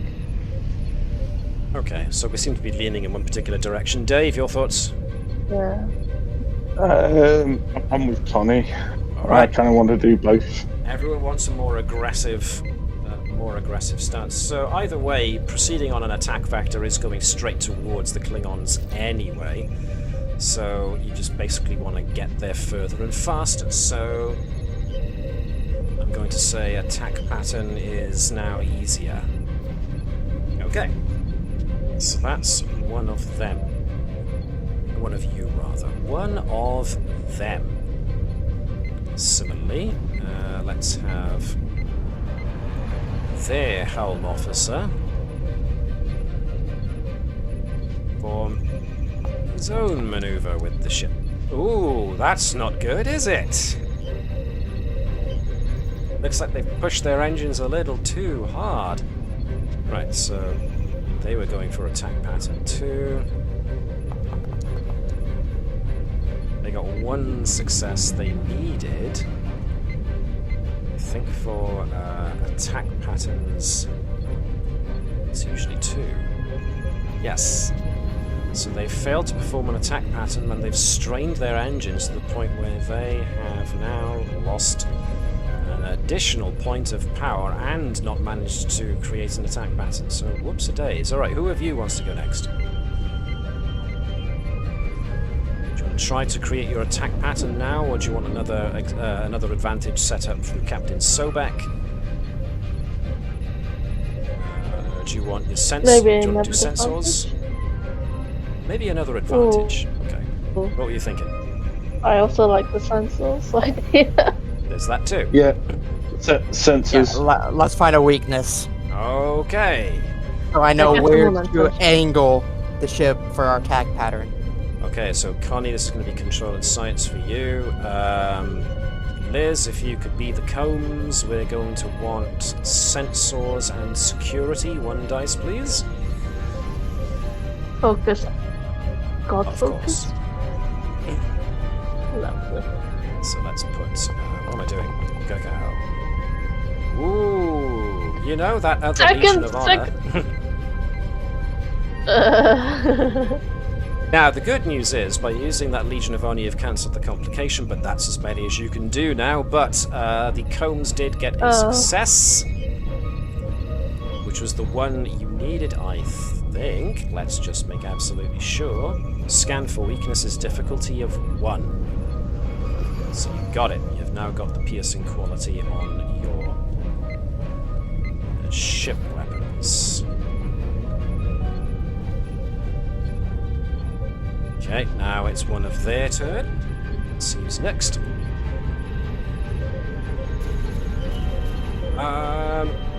Actually, let me make it General Feroth's turn. And he... what's he got?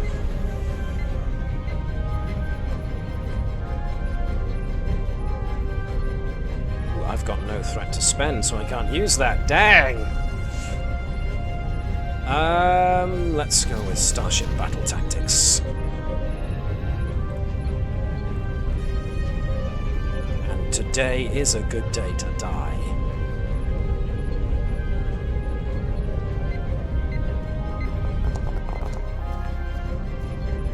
Three successes. Okay, so I have given myself an extra point of threat and set up an advantage.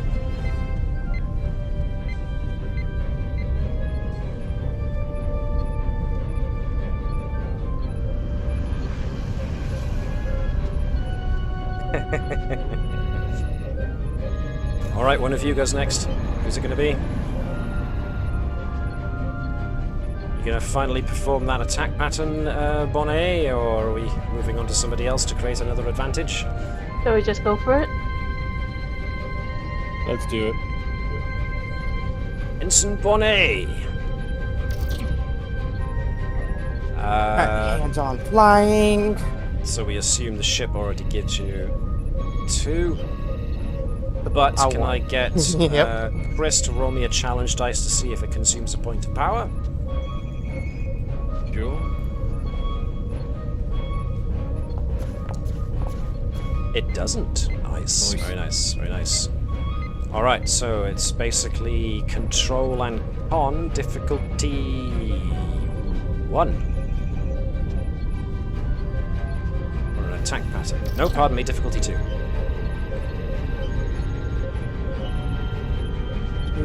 Focus. So you've already got those 2 successes from the ship, but you gain an extra 3. So that means you get points back in your momentum pool, and you get attack pattern. Are we doing the Bonnet bluff once again? Yeah, it worked so well the first time. Alright then. Just come screaming at them full bore. I like it. Alright, which means their guy goes next. This guy I think has gone already. Yes, he did. It was the other fella that I did in lieu of. Okay, they see you are coming in. They fail to do an attack pattern. It's basically going to be their tactical officer. You are at medium distance. Control and security. I'm going to spend my 1 point of threat. And I got 2 successes, which was exactly what I needed. So it's a case of... but I didn't generate any extra damage, so it's gonna all be down to the disruptor arrays. 6 successes, 3 effects, and because of General Feroth, I got piercing 2, so we actually got 9. Your defense is down by 2, but thankfully you've got ablative armor. So that means we've got a 9 minus 4 is 5. Everybody give me the Star Trek shake. As you do suffer a breach, so now I gotta find out which system of yours is actually hit. Sensors! No! So yeah, Connie, your console goes up in a shower of sparks, but position damage, sensors. Disrupts the functions of sensors temporarily. You are going to need to perform the restore minor action. And until that happens, no task can be attempted that can be assisted by the ship's sensors. All attacks made by the ship increase in difficulty by 1. So Garrow's job has just become harder. Let's get Phlesc and Tavish on the case. Yes, indeed. So, that's been used. That's been used. Alright, who of you wants to go next? Okay, let's like. Do we fix the thing? You want to fix the thing? Or do we just want to shoot? Let's fix the thing. Let's fix this. Alright then. Yeah, so... they already fired, so if they fire at us again, it's going to be more difficult. Okay, engineering, get here stat, please. Alright then, so, do we want Phlesc to fix it or Tavish to fix it? Phlesc with Tavish helping. Okay. Chris, can I get you to be Phlesc, please? Giving us daring and engineering. Daring and engineering. 2 dice. 2 dice. What about focuses? This is sensors, so it's not really his bag, so it's just going to be talent alone. Sure. Could we have and Tavish assisting, spend 1 so momentum to roll spend a another momentum, die? absolutely. If Tavish wants to spend a point of momentum to get some extra in there, they are certainly welcome to.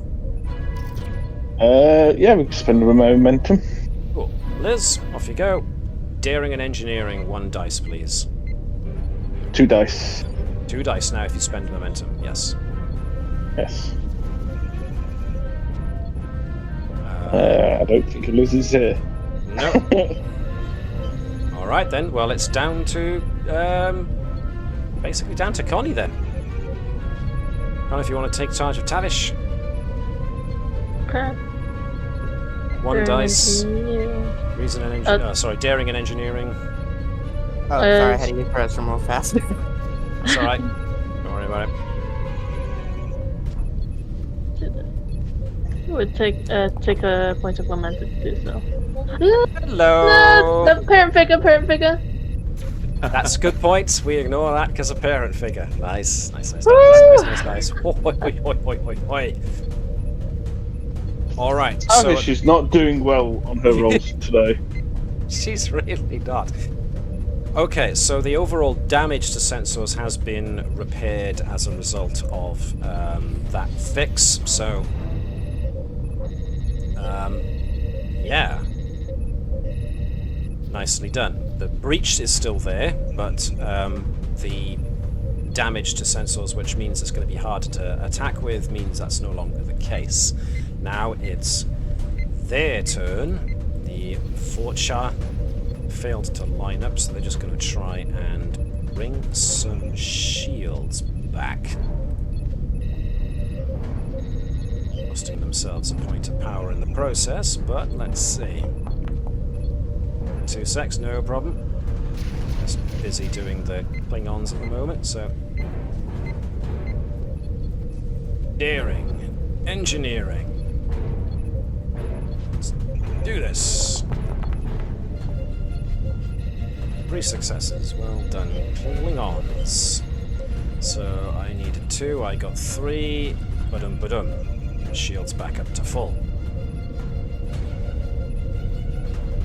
Alright. Tavish assisted, so is it going to be Gerkow finally shooting?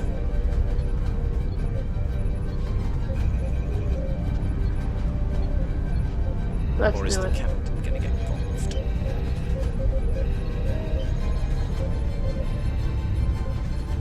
Alright, well, I'm going to assume you want to shoot then. You've got attack pattern and piercing 2 as your advantages when you want to attack.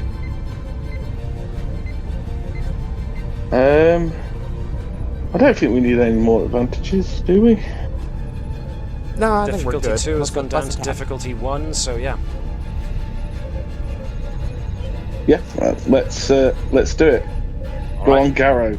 Since Liz missed the last one, you can have this one. Liz, give me Garrow doing control and security. Chris, be the cones, give me weapons and security, 1 dice.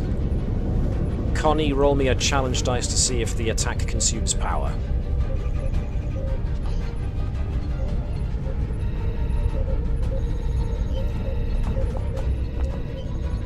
No. Ooh, no. Can that? You guys want to use some momentum so we can get an extra dice? I think so. I think we should.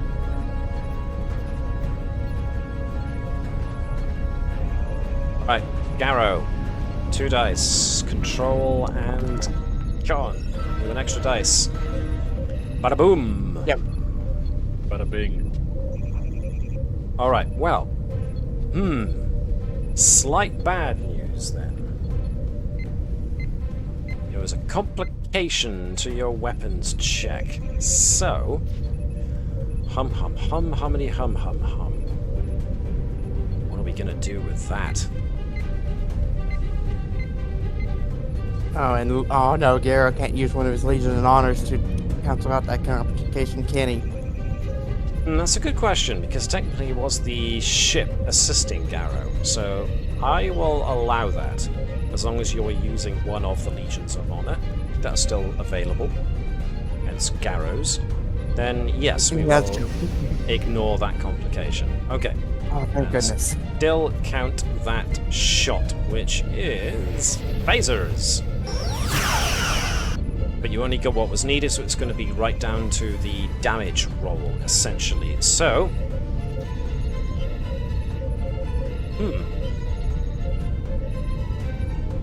Now, do we let Chris near the damage, considering he just rolled a 20? Do we let him redeem himself? Or do In my defense, that was Connie, I think. Aha! Alright then. Pizza. It wasn't me. In this case, prove it. Roll damage for phaser array, please. Sure. Phaser. Alright, just roll that. There we go. Okay, that wasn't bad at all, actually. That was really good. 9 successes, 4 effects, with 1 extra dice, actually, please. Reroll 1. Nothing. Okay, that's fine. So the attack pattern worked. The shot got in. You've got piercing 2. So you got 9.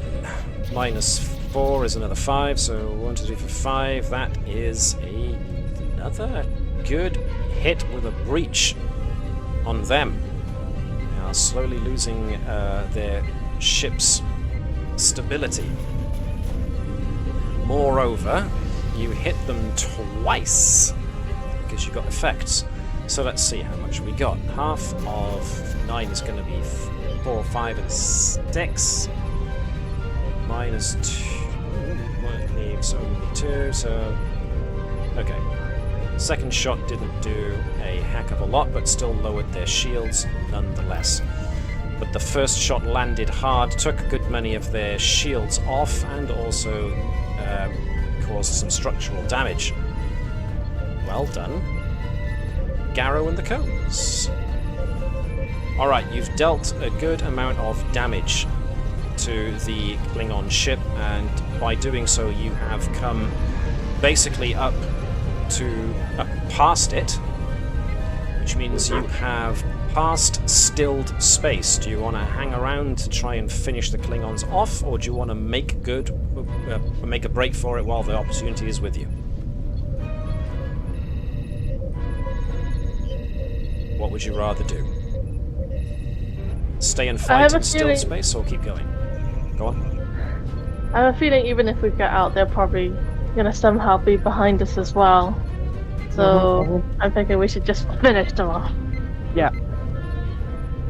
Destroy the ship. Alright. I feel like we're playing the Klingon game. No. They started this, okay? They did. They did. That is right. They really did. And they basically look down on the house that all of you guys are a part of, except for Body. So you're just bringing honor to your Klingon house. You are indeed defeating an enemy of your house. The Varoths apparently don't like the House of Krell. Especially now that we they don't brought like them. Humans into the mix, or non-Klingons into the mix. So, who of you wants to go first? You are now practically within short range of the ship, which in its own way is good, but in its own way it's also bad. A Klingon Vorcha attack cruiser has now got disruptor banks that they can bring to action in at short range. So your tactical situation may be somewhat favourable, but you've also made it favourable for the Klingons that they can bring some of their heavier weapons to, well, their equally heavy weapons to bear at short range. So, who's going first out of you guys? Is it worth creating more advantages, or? Well, this is the question. I vote for let's just shoot and then evade. So then we're harder to hit after we hit them. Shoot and evade. What do the rest of you think? That sounds alright. Attack and weave. Yeah. Dip, bob and weave, dodge, bob and weave. Bob and weave. Dip, dodge. I was just about to say the 5Ds of Starfleet. Alright, so what would you like to do first? Attack and then start doing evasive, or advantages? What would you like to do?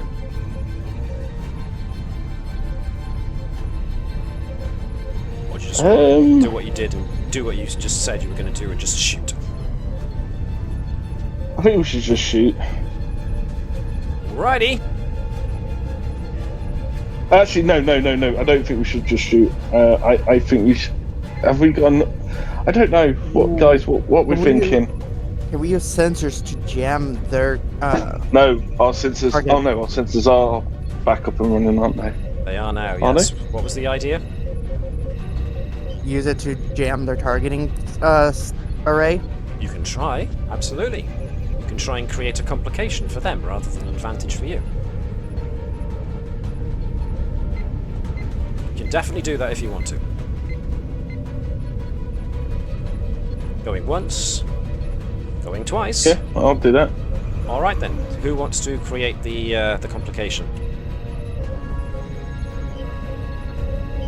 Do you want your sensors and science officer to do it, or do you want the engineering boys want to try and pull something out of the main deflector dish? I can do it. Okay. Thanks. Let's think then. Control and science as per usual. Now then, let's think.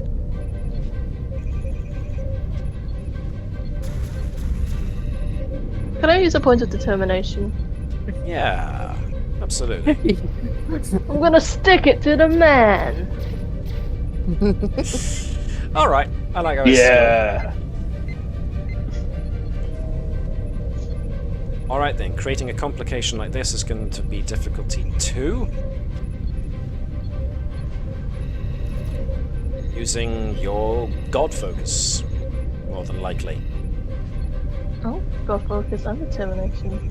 God focus and determination. Yes. Because statistically, it should be possible to calculate.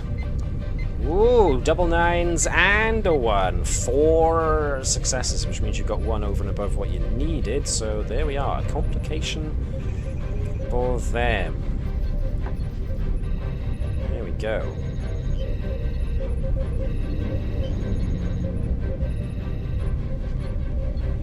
There we are. So their targeting difficulty goes up by 1. So that was Gerkow. Now it's one of their turn. Hum-hummity hoo-ha-hoo. They have suffered that many breaches, which means only 3 of them can go. So I'm going to take that guy away. to take that guy away. It leaves the General and 2 guys. So let's bring in General Varoth. He doesn't like this situation. He is going to... Right, Commanding Officer can only do this once. He is going to choose his Tactical Officer and direct them, using his command skill to assist. So he's going to bring his Tactical Officer online immediately, even though they'll probably make it a smidgen more difficult if they want to actually fire again later, but he wants to bring the disruptor banks to bear. 1 success. Let's see about his Tactical Officer. Which would be this fellow here, I think. Doo-doop. Doo-doop. Oh dear. And even more oh dear, the ship gets in on it as well.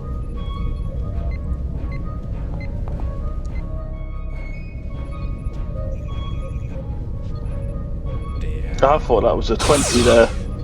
I know, it's not about 2. Ugh. As he does it, you alright there? Yeah, I'm fine. Sorry. Right, so... Apparently, I didn't like the fact that they got 2. Yeah, this was difficulty 2. I landed a 6.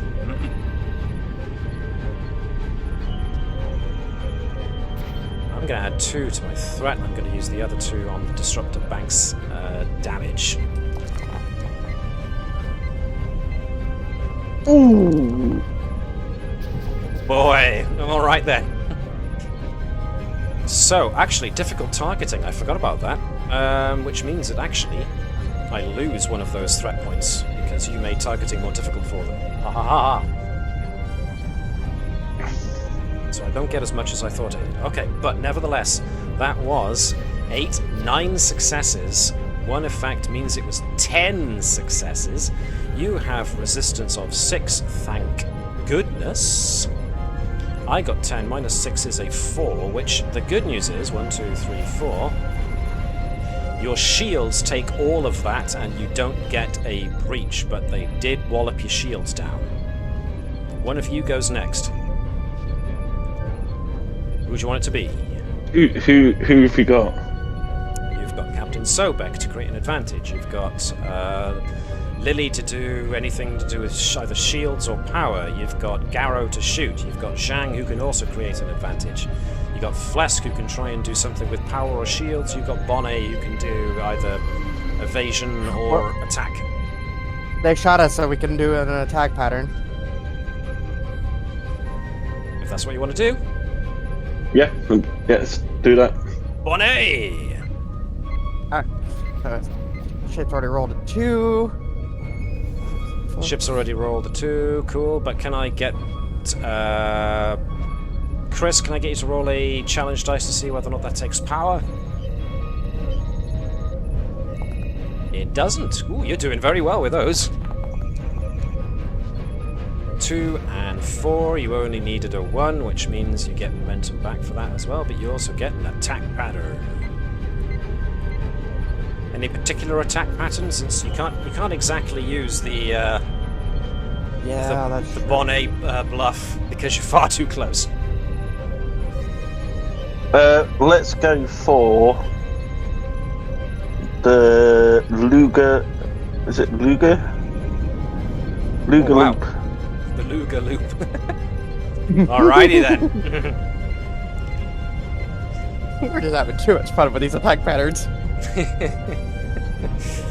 Alright, one of them goes next. Now, how are they doing for... They're doing pretty poorly on... but they need... They need attack pattern.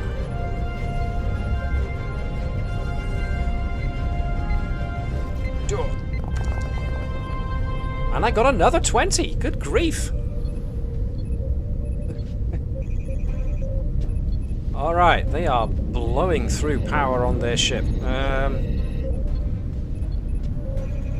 as a result of that, but he did get an attack pattern.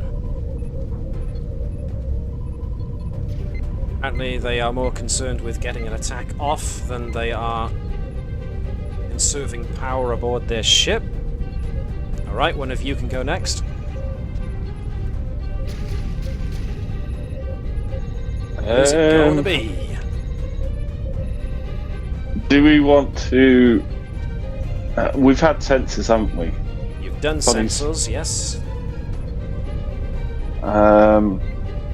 You can do it again, but doing another task on the same system will be slightly more difficult.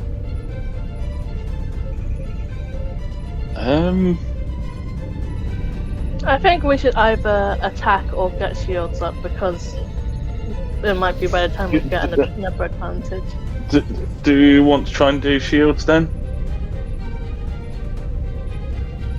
Well, the next thing they are going to do is more than likely attack. They lined themselves up. Yeah, for let's get shields up. All right, who's going to do it? Phlesc has got deflector field, force field technology to focus. But Tavish has got shields as a focus too, so either works. Who would you like to do shields? Shields requires control and engineering. I think me and Tavish and Phlesc are pretty much the same for that, aren't they? Pretty much, yes. 10 and 5, and actually Tavish is 12 and 5, so Tavish has got the better control.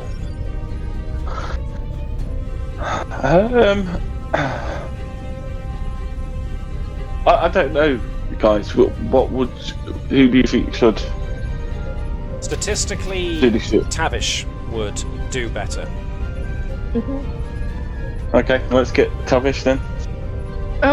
Just to know, before we do this, what about can we do this and then seize the initiative to set ourselves up again? You could, conceivably, yes. What do we all think? That sounds good. Connie, I think that I agree.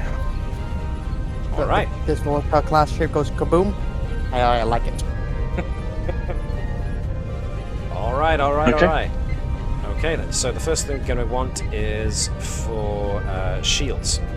So Chris, if I could get you to be the combs, this is going to require structure, I think.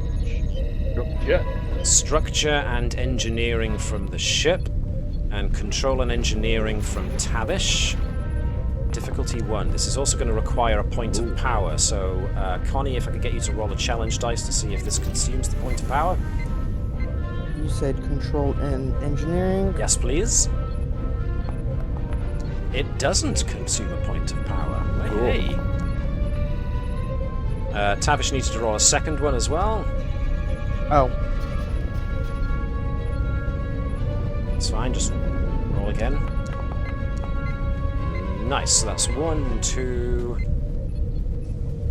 and 3. You only needed 1, and so each of those can be put into extra, so you actually get 2, 4, 6. 2, 4, 6. So your shields aren't all the way up, but they're a lot more than they used to be. Yeah, that looks healthy. Yes. Alright, that was good. So that was Tavish. And you wanted to seize initiative. Alright, that's 2 momentum gone. Who's going? Well, it may as well be Gerkow, or are you going to set up some more advantages first? Shoot them before they shoot you? What are we doing? Go with Connie's idea, isn't it? Seize initiative and just shoot them? Might as well. Let's do it. Alright. Yeah. Connie, it was your idea. You can be Gerkow. Liz, you can be the combs. Chris, I'm going to need you to roll a challenge dice to see if shooting consumes power. It does. So Connie, when you perform the attack, also take a point of power off. This is going to be weapons and security 1 dice from the combs. It's going to be control and security from... Sorry, Liz. There. Liz is controlling the combs. Liz, take a point of power off, if you haven't already. And then weapons security. That's good. Garrow is also good. So, you needed essentially 1. You got 3, which means you got 2 over and above what you needed. All of that can go into damage, I presume. Do it. Liz, roll phaser arrays and add an extra 2. Phaser arrays. Ooh, that was pitiful. You can spend momentum to re-roll all the blank ones. Those two. Yeah. Please, okay. please. How Spend many do I momentum, re-roll 1, 2, 3, 4, 5, 6, 7 dice. Oh my god. Alright, so what have we got? We have got 5, 6, 7, 8 with 2 effects. Okay, that's not bad, actually. That's not bad as well. 8 with 2 effects. 8 minus their resistance of 6 just means they took 2 on the shields, which wasn't much. You do get to shoot again.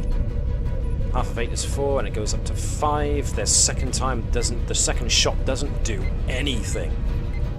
Their ship is too tough. Oh dear. So you lined it up nice. You scored a couple of hits, but their shots, their ship is just too big, too hefty. Which unfortunately means it's their turn next. They have got more difficult targeting, but they've got attack pattern to nullify that. You're within close range. It's still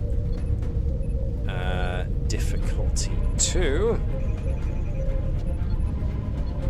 I've got no threat to spend. That was just 1 success, so it now needs to come from the ship itself. I get a 20! Okay. Alright, There's been too many 20s in this game today. Oof. Most of them mine. Alright, so there's this brief moment where you face the horrible realization that your shot didn't do that much damage at all. And so the Vorcha cruiser lines itself up with its main weapons targeting you. It comes in for a full attack. You kind of brace yourself ready for the inevitable hit, and then something explodes, but not on your ship. Something on the Klingons' ship actually goes kaboom, and they lose all power to their ship as they basically cause some kind of feedback in their own power systems, and their ship is basically stricken dead in space. So, we now have to ask ourselves a very pointed question. Are you just going to leave them there, or are you going to destroy a helpless enemy? You know what we can do? Go on. I say we have a word with them. Klingons are known for honor. Take the entire bridge crew as prisoners, and that would dishonor them. Now, I will point out a tactical disadvantage you would suffer from facing over 600 Klingons, probably about...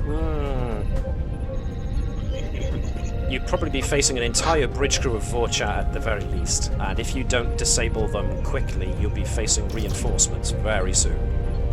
Yeah, we just teleport them because they have no shields right to our brig. There's that.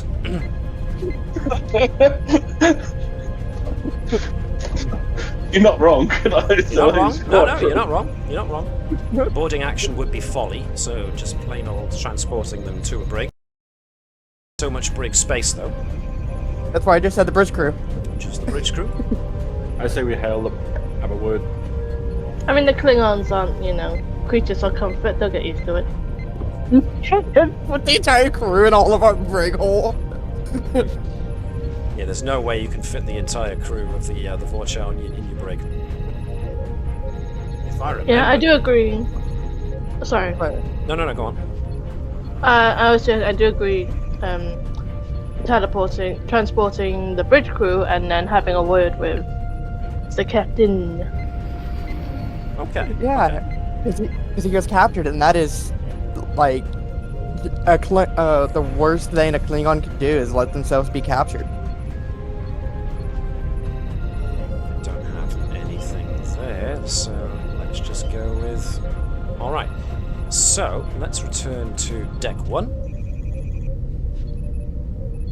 This captain mocking me for my engineer, me going, look, I did this in engineering. And going, yes, that seems very good. Then mocking me. If only they were good at combat, they would have won. Well, it once again appears to have come down to that very common thing where Starfleet has the better made ships and the better trained crew, whereas the Klingons are very much, balls to the wall, all or nothing, attack. So, yes, if they were a little better, they might have gotten out of this a little more intact. But here we are. So let me think. The best person for doing anything transporter related would be probably your transporter chief, Zonvagor.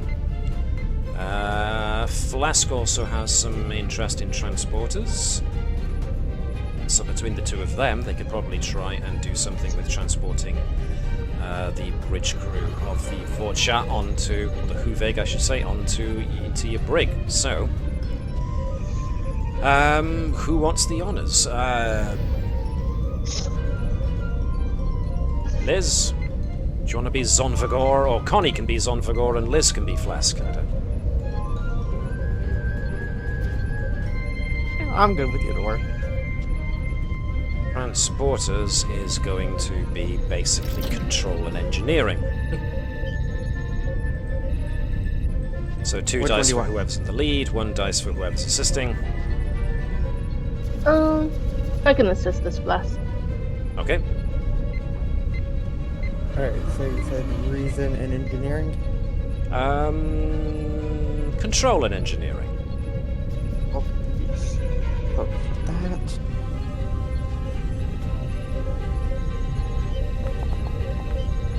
That was good. 1 success from Phlesc. 2 more very good rolls from Zonvagor, because of course we can expect nothing less than excellence from Zonvagor. Especially when it comes to Go on. That's because he has a great name, Zonvagor. Exactly. The weight of his name alone carries success. All right, 4 successes in total means that you do manage to beam just the senior bridge crew into the holding brig on board your ship, which means you've got General Varoth, you've got their chief helm officer, you've got their tactical officer, you will have their operations officer as well. Anybody else? Their first officer. That's probably all the people that matter on board the bridge of a Klingon ship. And considering how big an Intrepid class is, that's probably, you're looking at the brigs are probably at capacity now, so yeah. Alright, you've snagged the command staff. The Klingon ship is now just floating in space. It's not irreparable, but the funny thing about it is most of the damage done to their ship was damage they did themselves by overworking their own ship. So they're going to have an interesting time repairing things. So. Let's have the crew and just pick a random Klingon and be like, you're now in charge of the ship. Have fun. Well, that's what you could hail them. We now appoint one of you to we can have you determine amongst yourselves, probably by trial by combat, who gets to be the new captain. Good luck. Meanwhile, that sounds like I think our number one should do that. Well, your number one, sadly, at the moment, is Lieutenant Commander Lian Zhang. Yeah. Dear boys. Okay. You're not out of the woods yet, of course. As you make your way past the stricken Hute, you come out of the area of still space. Which means you still have a little ways to go before you can actually exit the nebula itself. So you've still got a little bit more work to do. That work comes in the form of a micro-singularity. As soon as you enter into this strange area of the nebula, you get an emergency alert telling you that there is indeed basically a micro black hole in this area of space, and therefore it's starting to pull everything of significance towards it. The problem being here, of course, that your ship is not large enough to be pulled in its entirety through that micro-singularity, so it's going to be compressed and crunched and ripped to pieces if it gets drawn close to that singularity.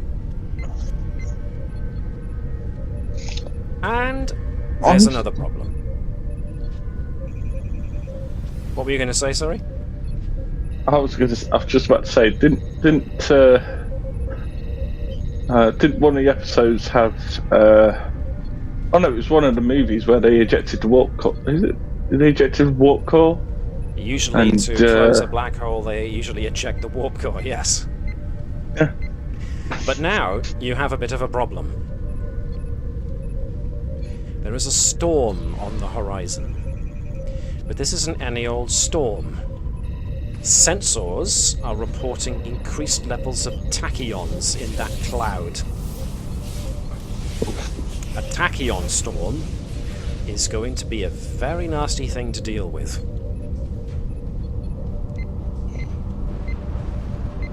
It's coming this way, but of course the added disadvantage you've got is that the tachyons, they move faster than light. Which means they're probably going to arrive at the micro black hole probably as fast, if not faster than you, which means unless you can do something to get out of the pull of the micro singularity, the tachyon storm is going to hit you too at the same time that you're kind of trying to wrestle yourself free of the gravity pull of a micro black hole. So, what were you going to do? You don't have much time to do it in. You can try and eject the warp core to try and collapse the black hole, but that would leave you at the mercy of the tachyon storm that comes past.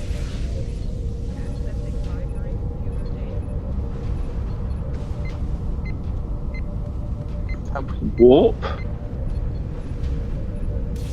You can try warp, but of course the problem here being that the local gravity in the area is going to slow down your ability to do warp, unless you want to really, really, really push the engines. Which is an option. It is an option. You might damage the engines, but you could give yourself a short, sharp, very heavy burst of speed. What's the effect of just throwing a torpedo out there and detonating it near the singularity? Okay. Yeah, a matter-antimatter burst could conceivably either probably it wouldn't be of sufficient yield to shut the singularity, but it could maybe create a break, a lee in the gravitational waves that you could use to try and escape. Yeah, I think that's a really good idea. Yeah, In doubt, throw a torpedo at it. And Yes, Liz. and Bane will be on the ready, so the second it explodes, full power. Right then. So the first thing we need to do is to tinker with a photon torpedo in order to increase its yield enough to do what we needed to do. So let's go over to deck 1 so we can have folks help with this. We need to modify a photon torpedo. And let's face it, this is definitely Tavish's thing. How did I know you were going to say that? Because You have mad history. engineer. It's written right there on your character sheet. Yeah, values. 4 down. Something engineer.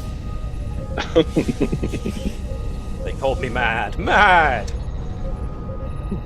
No, Tavish, it's written right there on your curriculum vitae. Damn right it is. That was my doctorate. Yeah. She's got PhD. It just says mad engineer. It would make a certain amount of sense to have Gerkow help, since he's got shipboard tactical systems. There's always the captain as well, who's got a focus in invention. So there's lots of options. So if we're going to do this, who's going to push the engines? Good point. I was about to bring it up. Thank you for doing so. Do you have other engineering people? So yeah, let Tavish be the one to sort out the torpedo, because you know that's her thing.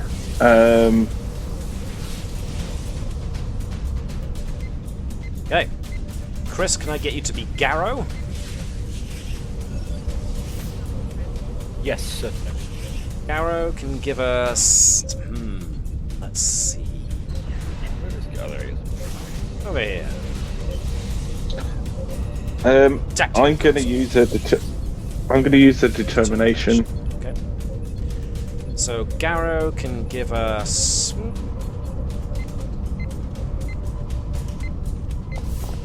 daring and security. Oh, hello, Tavish. Daring and security. Shipboard tactical systems for us. Yes. 1 dice, please.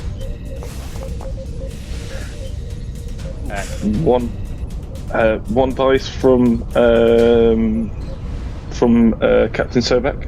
Okay. Connie, could you be Sobek, please? Giving us reason and security. Focus on invention. Right. Nice. Okay, you successfully adjust the torpedo's yield so that it'll be exploding with a good deal more punch than usual in order to disrupt the gravity pull of the singularity as much as it possibly can. It'll give you a narrow window to work from, but a narrow window is better than no window at all. So now it comes down to modifying the engines to get them ready for a quick, short, sharp, shocking burst of speed. So for that... Phlesc, Kenson. Anybody else?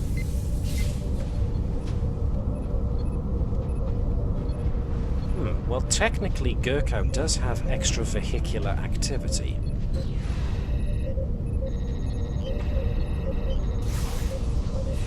Gerkow, do you want to get involved in this? Always. Alright then, so Liz, if you could be Kenson. Chris, if you could be Phlesc. I think, is it Phlesc or Gerkow? I think it's Phlesc that's taking charge of this one, yeah? Yeah. So if Phlesc can give us 2, this is definitely going to be daring and engineering. I mean, Gerkow can spend momentum and make it daring and science through did the reading.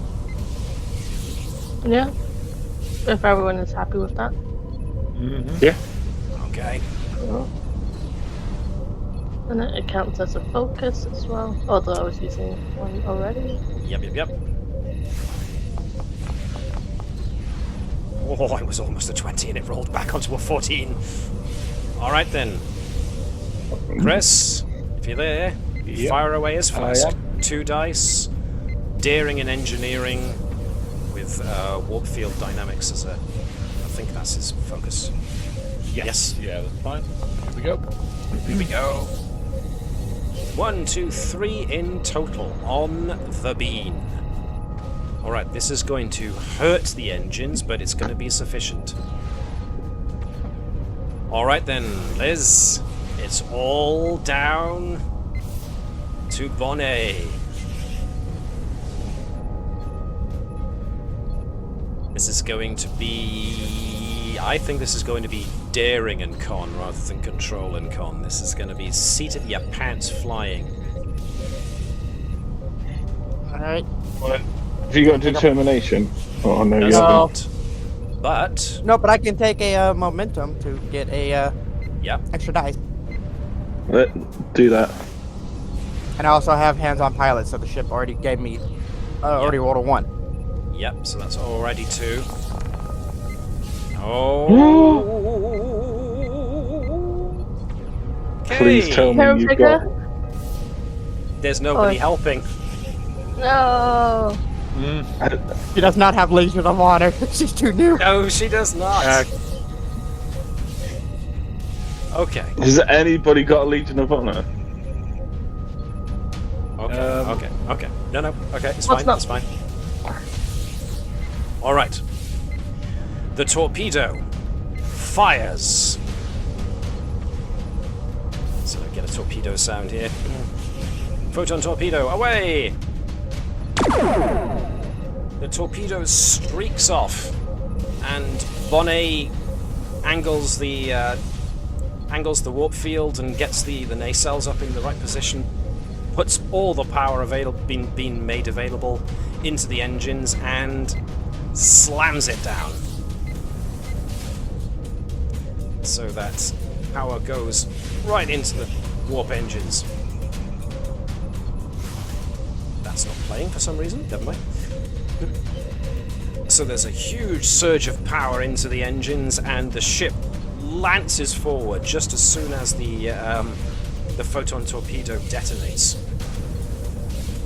However, the feed through the engines is too much. As such, the ship... Take you to the ship.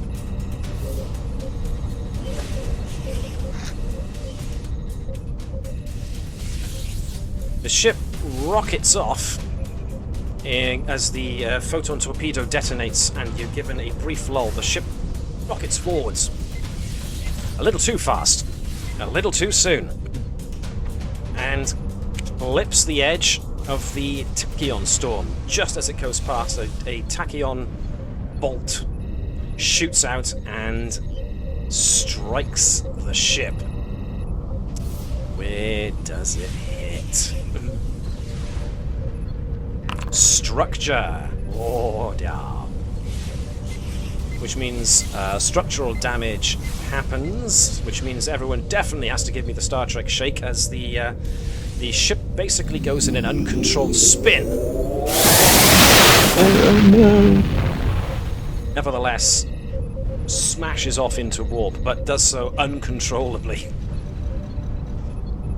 So the ship takes a good degree of shear, and whenever we take damage to structure, we have to roll a challenge dice. And since it was your flub, Liz, I'm going to ask you to roll the challenge dice, please. Do we have to roll a challenge dice? Can we just say it was... Roll a challenge dice, please. I want to see how lucky you are or not. Are you so lucky? What number? Why can't we just say it was her that got hit? Well, luckily for you, only if you roll an effect on the challenge dice does one of the major characters get hit. So, somewhere on the ship, a console explodes and personnel are thrown about. And folks will soon be making their way to Dr. Sott for treatment. Nevertheless, the ship does get away, but with damage. We're just blaming it on the Klingons, okay? That damage, the Klingons did it. So, you just about got out of there with your lives. You eventually managed to regain control of the ship so that you're not in an uncontrolled spin. And you do exit the dark matter nebula. From here, it is not a long trip to the Federation border. Luckily, the Klingons basically brought you to one of the outer edges, the lesser populated travel lanes in the Empire. It seems like General Varoth wanted basically to have his forces ambush you and nobody else to join in the fun. Which means that, for the most part, your ship is now on clean sailing back towards Federation space, as long as you don't draw too much attention to yourselves and you avoid any and all patrol vessels. Which, thankfully, you just about managed to do. And you eventually make it back into Federation space, way away from where you expect it to be. So it takes you a little longer to arrive at Starbase 234 than you otherwise would have, had this been an actual escort rather than what it turned out to be. Nevertheless, everyone is rather pleased, excuse me, frog in my throat. Everyone, when the Combs arrives, is pleased to see you finally get here, and of course has questions as to why you've got battle damage. But you're able to very quickly point to the culprits because they're in your rig.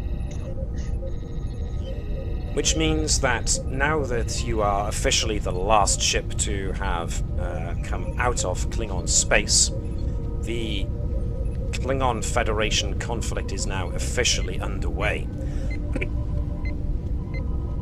But now that you've got prisoners, you do have a good bit of bargaining leeway, because you not only have the command crew of a Klingon ship, you've also got the current head of a Klingon house in your brig.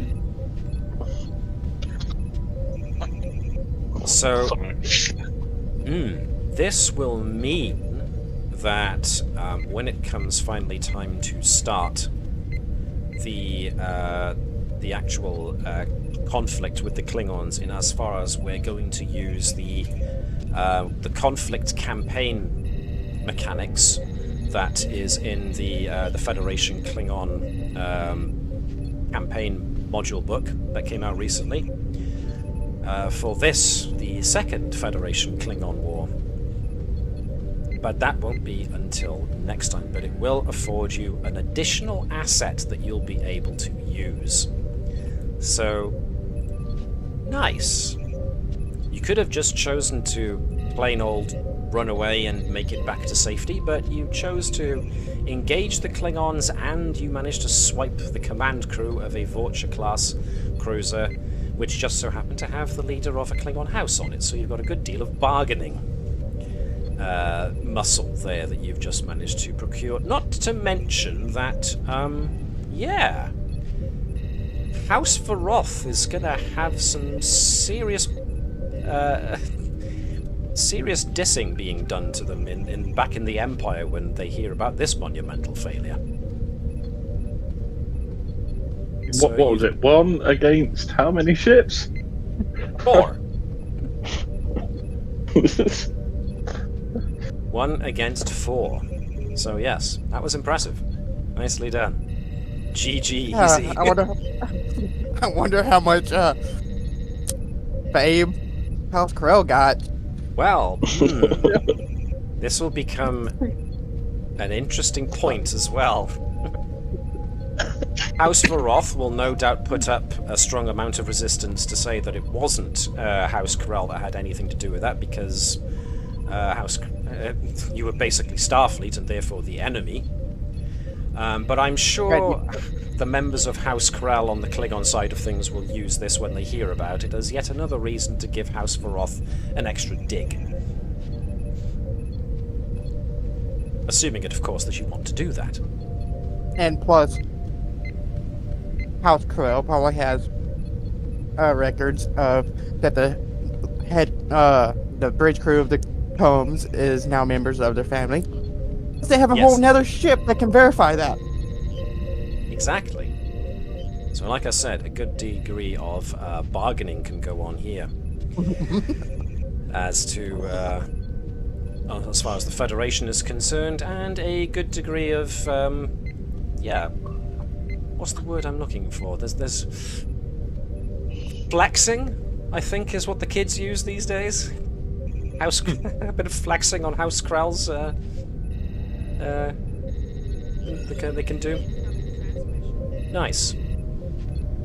Which essentially brings us to the end of this episode. Well done, guys. Yay! You navigated all the various different dangers of a dark matter nebula, whilst managing to also keep the Klingons at bay, and in the end, bested them by sheer dint of talent and technology and ingenuity. So very well done.